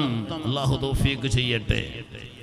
ഈ നാട്ടിലൊരു പ്രശ്നം ഉണ്ടായാൽ, ഒരു വിഷയം ഉണ്ടായാൽ, വേണ്ടാത്തതുണ്ടായാൽ അത് ആ ആളുകളെ വിളിച്ച് നിർദ്ദേശിക്കേണ്ടത് മഹല്ല് കമ്മിറ്റിയും ഖത്തീബ് ഉസ്താദും അവർ പറയുന്നത് പൂർണ്ണമായി അനുസരിക്കുന്ന ഒരു ചുറ്റുപാടാണ് മഹല്ല് നിവാസികൾക്ക് ഉണ്ടാവേണ്ടത്. എന്നാ നാട് നന്നാവും, എങ്കിലേ നാട് നന്നാവും. അല്ല നമ്മൾക്ക് തോന്നിയതുപോലെ നമ്മൾ ജീവിക്കുക. ചില ഹദീസുകളൊക്കെ കണ്ടാൽ ആ ഹദീസുകൾ ഇങ്ങനെ എടുത്തിട്ട് ഹബീബായ റസൂലുള്ളാഹിനെ വെല്ലുവിളിക്കുന്നത് പോലെ ആയിപ്പോയി. ഞാനിപ്പോ പറയാനെന്താ, പണ്ടൊക്കെ പുതുക്കത്തിന് പോണ നേരം കുറച്ച് നേരം വൈകും. കാരണം സാരി ഉടുപ്പിച്ച് ഇങ്ങനെ ആക്കി വിട്ടുപോയി പിന്നെ നിൽക്കുന്നു തുടങ്ങി. ഇപ്പോഴും നേരെ എതിരെ ആണുങ്ങളാ നേരം വെക്കുന്നത്. എന്ത് തലയെക്കെട്ട് വാടകയ്ക്ക് എടുക്കുക, തലയെക്കെട്ട് വാടകയ്ക്ക് എടുക്കുക. അതിങ്ങനെ കെട്ടി ലാസ്റ്റ് ആധാരം ഇവിടെ വിട്ടുപോയാൽ പിന്നെ തലക്കം തുടങ്ങി ഹത്തീവും ബാക്കിയുള്ള ഇവിടെ അങ്ങനെ ഇരിക്കുക. തുടങ്ങിയിട്ട് അരമണിക്കൂറായി, കെട്ട് ശരിയാകുന്നില്ല. അവസാനം വാടകക്കെട്ട് തലയെക്കെട്ട് കട്ടിൽ കാട്ടിട്ട് ടബലും എടുത്തിട്ട് ഒറ്റയിറക്കും. എന്തായിപ്പോ അങ്ങനെ വന്നോൽ ഇഷ്ടം പോലെ എനിക്കറിയാം. തലയെക്കെട്ട് വാടകയൊക്കെ എടുത്തിട്ട് എന്തിനാണ് മക്കളെ? ഞാനൊരു ചെറുപ്പക്കാരനോട് ചോദിച്ചു, എൻ്റെ ജീവിതത്തിൽ ഒറ്റ പ്രാവശ്യം ഉണ്ടാവണോ എന്ന് വിചാരിക്കുന്ന ഒരു കാര്യം, ആ ഒരു നല്ല ഇബാദത്തിൽ നിന്റേതായ ഒരു കുപ്പായ ഇടാനുള്ള ഭാഗ്യം നിനക്കുണ്ടായില്ല. വാടക എടുത്തല്ലേ കുപ്പായ? എത്ര റുപ്യ വാടക? 10,000 റുപ്യൊക്കെ വാടക. ആ സാധനം കൊണ്ട് നല്ലൊരു വെള്ളക്കുപ്പായവും നല്ലൊരു വെള്ള തുണിയോ അല്ലെ ഒരു വെള്ള ഫാൻറ്റോ നല്ലൊരു തൊപ്പിയൊക്കെ ഇട്ട് പുതിയാപ്പിളായിട്ട് ഇങ്ങോട്ട് ഇറങ്ങിയാൽ ഹബീബായ റസൂലിനെ പോലും സ്നേഹിക്കും. ഇപ്പം എന്തല്ലോ പുള്ളിക്കുപ്പായൻ്റെ മുകളിലൊരു മാല, ചില തങ്ങന്മാരൊക്കെ മാല ഇപ്പിക്കും. എന്തിനാണ് മനുഷ്യന്മാരെ ഇതൊക്കെ? എന്തെല്ലാം നല്ല മാർഗങ്ങളുണ്ട്. ഇപ്പൊ പെണ്ണുങ്ങളെ ഹാലും അങ്ങനെ തന്നെ. ഫാൻസ് എന്ന് പറഞ്ഞാൽ ആ പെണ്ണുങ്ങളൊക്കെ വാടകയ്ക്ക് എടുക്കുക. ചെരുപ്പ് വരെ വാടക. ആ വാടക കിടക്കുന്ന എൻ്റെ കുടുംബത്തിലൊരു ഞാൻ പോയപ്പോൾ ഈ വാടക 13,000 റുപ്യ വാടക.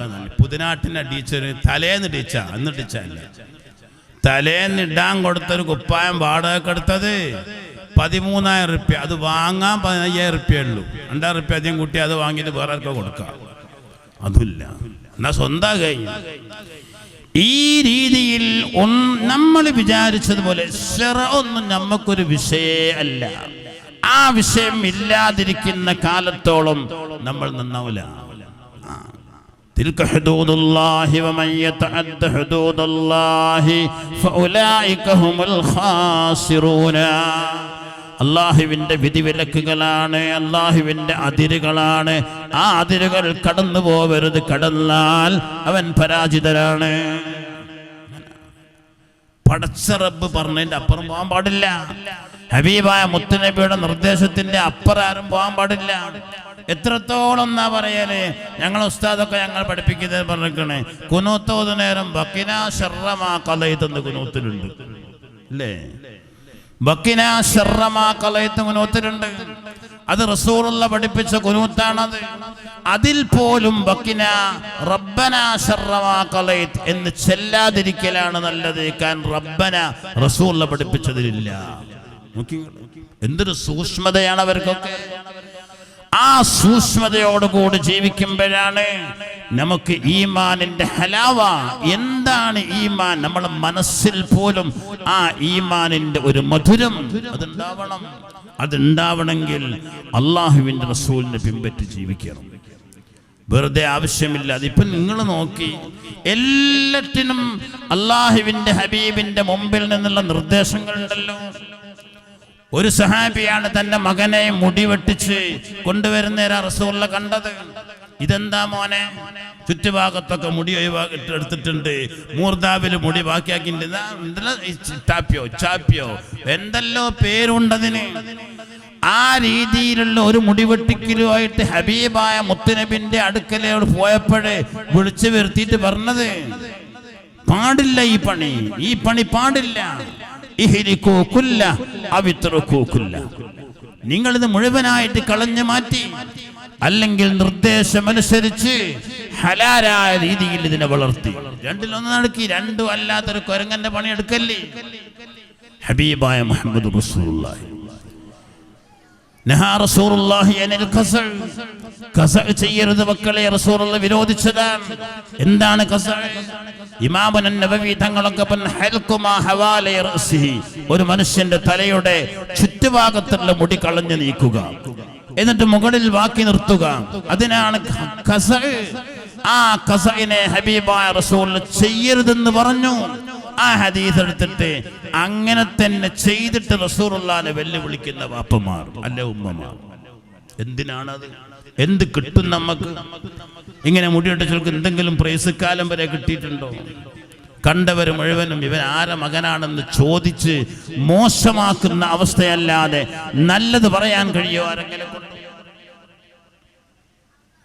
നമ്മളിങ്ങനെ റബീഉൽ അവ്വൽ മാത്രമല്ല, ഹബീബായ റസൂലുള്ളാഹി ജനിച്ച മാസത്തിനെയും ദിവസത്തിനെയൊക്കെ കണക്കിലെടുത്ത് മൗലിദും അല്ലാഹുവിന്റെ റസൂലിന്റെ ജനനത്തിൽ സന്തോഷിക്കുകയൊക്കെ ചെയ്യുമ്പോഴേ ഈ ജീവിതം അല്ലാഹുവിന്റെ റസൂലിന്റെ ജനനത്തിലേക്ക് മാറ്റി അല്ലാഹുവിന്റെ ഹബീബിന്റെ നിർദ്ദേശങ്ങൾ അനുസരിച്ച് ജീവിക്കുന്നൊരവസ്ഥയിലേക്ക് നമ്മൾ വരണം.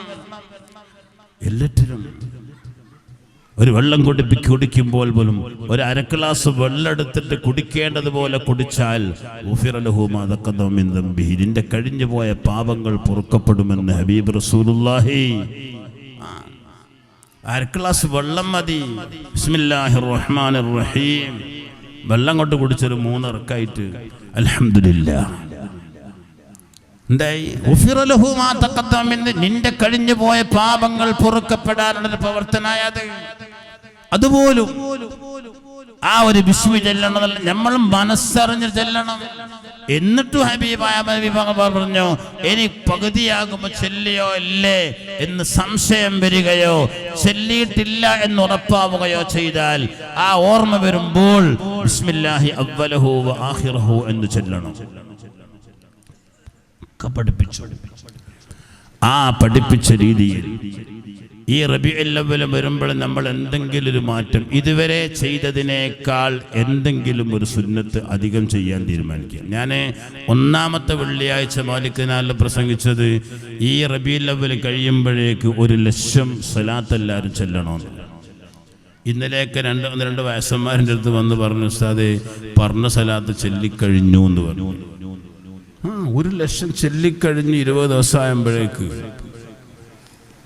അതിനോടുള്ള മഹബത്തും അതൊന്ന് ജീവിതത്തിൽ കൊണ്ടുവരണമെന്നുള്ള ആഗ്രഹവുമാണ് അവരത് ചെയ്യിപ്പിച്ചത്. ഇന്നലെ മഗ്‌രിബിന് ഒരാൾ പറഞ്ഞിട്ട് തീർന്നു ഉസ്താദേ, എനിക്ക് തന്നെ ഓർമ്മല്ല പ്രസംഗിച്ചത്. എന്തെന്ന് ചോദിച്ചു, എൻ്റെ സലാത്ത് തീർന്നു എന്നാണ്. അപ്പം എനിക്ക് ഓർമ്മയായി 1,00,000 സലാത്ത് ചൊല്ലിക്കഴിഞ്ഞു അദ്ദേഹം. ഇങ്ങനെയാണെങ്കിൽ നിന്റെ എല്ലാ പ്രയാസങ്ങളും ഇല്ലാതാക്കപ്പെടുകയും നിന്റെ ദോഷങ്ങൾ പൊറുക്കപ്പെടുകയും ചെയ്യുമെന്ന് ഹബീബായ മുഹമ്മദ് റസൂലുള്ളാഹി. ബുഖാരിന്റെ ഹദീസാണ്. നമ്മളൊക്കെ ചെയ്യേണ്ടത് തലമറക്കാത്തവർ തലമറക്കാൻ തുടങ്ങണം. താടിയില്ലാത്തവർ ചെറിയ താടിയെങ്കിലും വെച്ച് മരിച്ചു കിടക്കുമ്പോൾ ഒന്ന് പുഞ്ചിരിച്ച് ഈമാനുള്ള മുഖം കാണണം.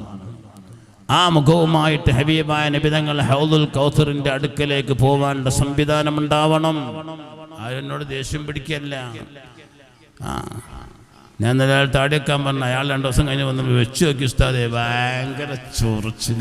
ഞാൻ പറഞ്ഞു, ശൈത്താൻ പല കോലത്തിലും ഉണ്ടാവും. പേൻ്റെ കോലത്തിൽ ശൈത്താൻ വരും, ഭാര്യൻ്റെ കോലത്തിൽ വരും. ഒരാളെ ഭാര്യ പറഞ്ഞല്ല, അത് വെക്കുകയാണെങ്കിൽ ഞാൻ പോവുകയാണ്. പിന്നെ പോവുക എന്നല്ലാണ്ട് എന്താക്കും?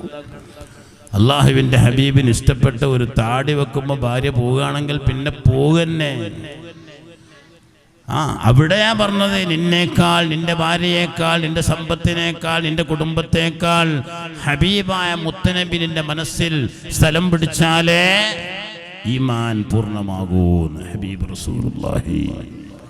അതൊക്കെ നമ്മൾ മനസ്സിലാക്കണം. ഇവർ 2-3 റക്അത്ത് വിത്രിസ്കരിക്കുന്നവർ നാളെ മുതൽ 5 റക്അത്ത് ആക്കണം. 5 റക്അത്ത് നിസ്കരിക്കുന്നവർ 7 ആക്കണം. 7 നിസ്കരിക്കുന്നവർ 9 ആക്കണം.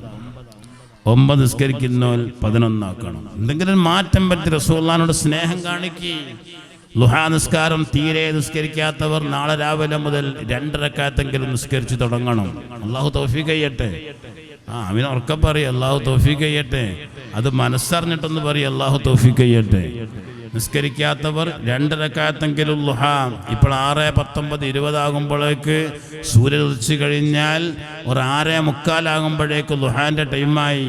ഉച്ചക്ക് 12:30 മണി വരെ നീണ്ടു നിൽക്കുന്ന 6 മണിക്കൂറോളം നീണ്ടു നിൽക്കുന്ന ആ ടൈമിനിടയിൽ 2 റക്അത്ത് ളുഹ നിസ്കരിച്ചാൽ നിന്റെ ശരീരത്തിൽ അല്ലാഹു തആല സംവിധാനിച്ച നാഡീ നരമ്പുകളായ 360 ചില്ലാനം സന്ധികൾക്കുള്ള ശുക്റാണത് എന്ന് ഹബീബ് റസൂലുള്ളാഹി. ആ ശുക്ർ വേണം. തീരെ നിസ്കരിക്കാത്തവർ 2 റക്അത്ത് നിസ്കരിച്ച് തുടങ്ങണം. 2 റക്അത്ത് മേൽ അവസാനിപ്പിക്കുന്നവർ നാളെ മുതൽ 4 റക്അത്ത് ആക്കണം. എന്തിന്? റബീഉൽ അവ്വലാണ്. ഹബീബായ നബി തങ്ങളോടുള്ള സ്നേഹമാ. വിത്ർ, ളുഹ, തഹജ്ജുദ് ഇതൊക്കെ നിസ്കരിക്കുന്നവർ ഒന്നുകൂടി അധികരിപ്പിക്കുക. തീരെ നിസ്കരിക്കാത്തവർ നിസ്കരിക്കുന്നതിലേക്ക് എത്തിക്കുക. നമ്മളെ ശരീരം നമ്മളെ കാണുമ്പോൾ മലക്കുകൾക്ക് വരെ സന്തോഷം ഉണ്ടാകുന്ന രീതി. വലിയ തലയെക്കെട്ടും താടിയും വെക്കണമെന്നല്ല.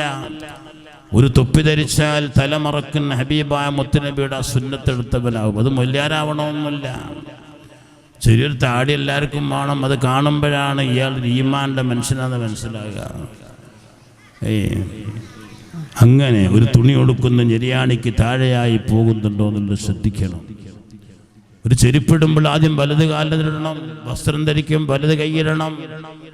സ്ത്രീകൾ പർദ്ദ ധരിക്കും വലത് കൈ ആദ്യം ഇടണം. ഫാന്റ് ധരിക്കും വലത് കാൽ ആദ്യം ഇടണം. അത് അഴിച്ചു വെക്കുമ്പോൾ ഇടത് കാല് വഹിക്കണം. വീട്ടിലേക്ക് കയറുമ്പോൾ വലത് കാല് മുന്നിൽ വെച്ചിട്ട് ബിസ്മില്ലാഹി ചൊല്ലിയിട്ട് കയറണം. ശൈത്താന്റെ ശല്യം ഉണ്ടാവില്ല. ഇറങ്ങുമ്പോൾ ഇടത്തേക്കാല് മുന്നോട്ട് വെച്ച് ബിസ്മില്ലാഹി തവക്കൽതു അലല്ലാഹ് എന്ന് പറഞ്ഞിറങ്ങിയാൽ നിനക്കെല്ലാ കാവലും നൽകപ്പെട്ടു എന്നൊരു മലക്ക് അർശിന്റെ താഴെ നിന്ന് വിളിച്ചു പറയുമെന്ന് ഹബീബ റസൂൽ പഠിപ്പിക്കുമ്പോഴേ അതൊക്കെ ഒന്ന് മനസ്സിലാക്കിയിട്ട് നമ്മളൊന്ന് ജീവിച്ചാൽ എല്ലാ ഭാഗത്തും ഖൈറുണ്ടാവും. അള്ളാഹു അതിന് തൗഫീഖ് ചെയ്യുമാറാവട്ടെ. അള്ളാഹു അതിന് തൗഫീഖ് ചെയ്യട്ടെ. ഞാൻ അവസാനിപ്പിക്കാം. അപ്പം ഞാൻ ഇന്ന് പറഞ്ഞത് ഹബീബ റസൂലുള്ളാഹിനെ സഹാബത്ത് സ്നേഹിച്ചൊരു മാർഗം. സ്നേഹത്തിൻ്റെ പ്രകടനങ്ങൾ പല രൂപത്തിലാണ്. ഹബീബ റസൂൽ വഫാത്തായി എന്ന് കേട്ടപ്പോൾ ഉമറുൽ ഖത്താബ് തങ്ങളെ ബുദ്ധി പോലും നഷ്ടപ്പെട്ടു പോയി. നബി തങ്ങൾ വഫാത്താകൂല എന്ന് വിചാരിച്ചു. ആരെങ്കിലും റസൂൽ വഫാത്തായി എന്ന് പറഞ്ഞാൽ ഞാൻ എൻ്റെ വാള് കൊണ്ട് വെട്ടു എന്ന് പറഞ്ഞ് മദീന പള്ളിയിലൂടെ അങ്ങോട്ടും ഇങ്ങോട്ടും നടന്നു ഉമർ ഇബ്നുൽ ഖത്താബ്. എൻ്റെ ആ സ്നേഹം നമ്മൾ പറയാല്ലേ, ചില ആളുകളൊക്കെ മരിച്ചാൽ അത് ഉൾക്കൊള്ളാൻ കഴിയുന്നില്ല എന്ന്, മരിച്ചെന്ന് തോന്നുന്നില്ല. അതുകൊണ്ട് തന്നെ ഹബീബ റസൂൽ വഫാത്തായിട്ട് വഫാത്തായി എന്ന് ഉൾക്കൊള്ളാൻ ഉമറിന് കഴിയുന്നില്ല. ഉസ്മാൻ ഇബ്നു അഫ്ഫാൻ തങ്ങൾ എത്രയോ സമയത്തോളം ബോധരഹിതനായി ഇരുന്നു എന്നാണ് പറയുന്നത്. നേരത്തെ പറഞ്ഞില്ലേ, ഒരു സഹാബിൻ്റെ കണ്ണ് രണ്ടും പൊട്ടിപ്പോയി, പൊട്ടാൻ ദ്വാരുന്നു, പൊട്ടിപ്പോയി. ആ സഹാബി കുറച്ച് സമയം കഴിഞ്ഞ് മരണപ്പെട്ടു പോയെന്നുണ്ട്. ഈ നിലക്ക് അള്ളാഹുവിൻ്റെ ഹബീബിനെ സ്നേഹിച്ച സഹാബത്ത്, ആ സഹാബത്തിനെ പിൻപറ്റി ജീവിച്ച് അതിലാരെ പിൻപറ്റിയാലും നിങ്ങൾ സന്മാർഗം സിദ്ധിച്ചവരാണെന്ന് പറഞ്ഞ ഹബീബുന മുഹമ്മദ് റസൂലുള്ളാഹി ആ ഭാഗത്തുകൂടെ ജീവിച്ച് നബിതങ്ങളെ സ്നേഹിച്ച് ഇത്തിബാ ചെയ്ത് നമ്മൾ അള്ളാഹുവിൻ്റെ ഹബീബിൻ്റെ കൂടെ ജന്നത്തുൽ ഫിർദൗസിൽ എത്തിക്കിട്ടണം. അള്ളാഹു അതിന് തൗഫീഖ് ചെയ്യട്ടെ. നമ്മളെ മക്കളെയൊക്കെ രക്ഷിതാക്കളൊക്കെ കാര്യമായിട്ട് ശ്രദ്ധിക്കേണ്ട ഒരു കാലമാണ് ഇപ്പോൾ. കാര്യമായി ശ്രദ്ധിക്കേണ്ട കാലം. മയക്കുമരുന്നും മറ്റുമായിട്ട് നമ്മളെ ശ്രദ്ധയും കൂടില്ലെങ്കിൽ, അങ്ങ് വിട്ട് കളയാണെങ്കിൽ, അങ്ങ് അഴിച്ചു വിടുകയാണെങ്കിൽ തോന്നിവാസികളായിട്ടല്ലാതെ നമ്മൾ മക്കൾ വരാൻ കഴിയില്ല. ഇപ്പോൾ എല്ലാ നിലക്കും നല്ല നിലയിൽ വളർത്താനുള്ള സംവിധാനങ്ങളൊക്കെ നമ്മുടെ നാടുകളിലുണ്ട്. പള്ളി ദർസുകളുണ്ട്, ഫ്രീ ആയിട്ട് പഠിപ്പിക്കുന്ന കോളേജുകളിലുണ്ട്. നമ്മുടെ മാലിക്കിന അക്കാദമിയൊക്കെ 1-ാം ക്ലാസ് മുതൽ 10-ാം ക്ലാസ് വരെ പഠിക്കുമ്പോഴേക്ക് അവർക്ക് ഇംഗ്ലീഷിൽ, ഉറുദുവിൽ, അറബിയിൽ, മലയാളത്തിൽ, ഹിന്ദിയിൽ ഒക്കെ പ്രസംഗിക്കാനുള്ള കഴിവരെ ഒറ്റ പൈസ പോലും അതിന് ഫീസില്ല. വെറുതെ പഠിപ്പിച്ചു കൊടുക്കുക. ഭക്ഷണം വെറുതെയാ, താമസം വെറുതെയാ. ഈ നിലക്കുള്ള സംവിധാനങ്ങളുണ്ടായി ഏതെങ്കിലും നല്ല മാർഗത്തിലേക്ക് മക്കളെ കൊണ്ടുപോകാനുള്ളൊരു മനസ്സ് മാതാപിതാക്കൾക്ക് ഉണ്ടാവണം. എങ്കിലേ ആഖിറത്തിൽ നമ്മളെ രക്ഷപ്പെടുത്താൻ ആളുണ്ടാവും. അള്ളാഹു അതിന് തൗഫീഖ് ചെയ്യുമാറാവട്ടെ. ഒരു 3 സ്വലാത്ത് എല്ലാവരും ചൊല്ലി സല്ലല്ലാഹു അലാ മുഹമ്മദ്. ബിസ്മില്ലാഹ്.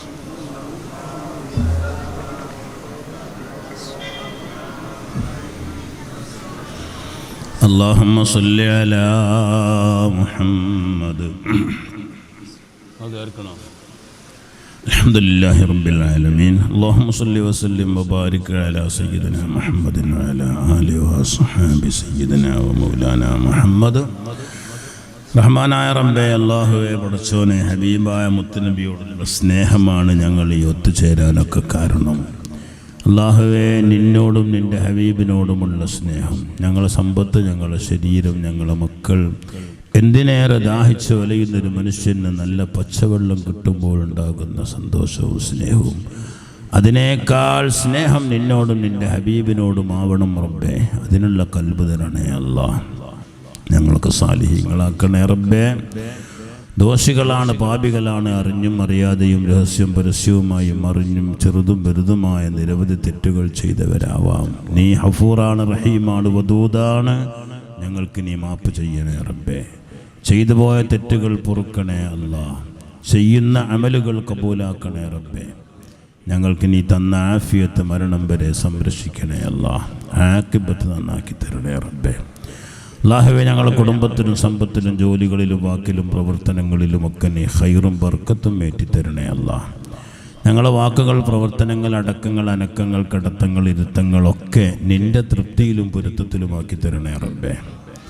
അല്ലാഹുവേ, നിൻ്റെ വലബിനോ നിൻ്റെ ഇഖാബിനോ കാരണമായ വാക്ക് പ്രവർത്തനങ്ങളെ തൊട്ട് ഞങ്ങൾ നീ കാത്തിരക്ഷിക്കണേ റബ്ബേ.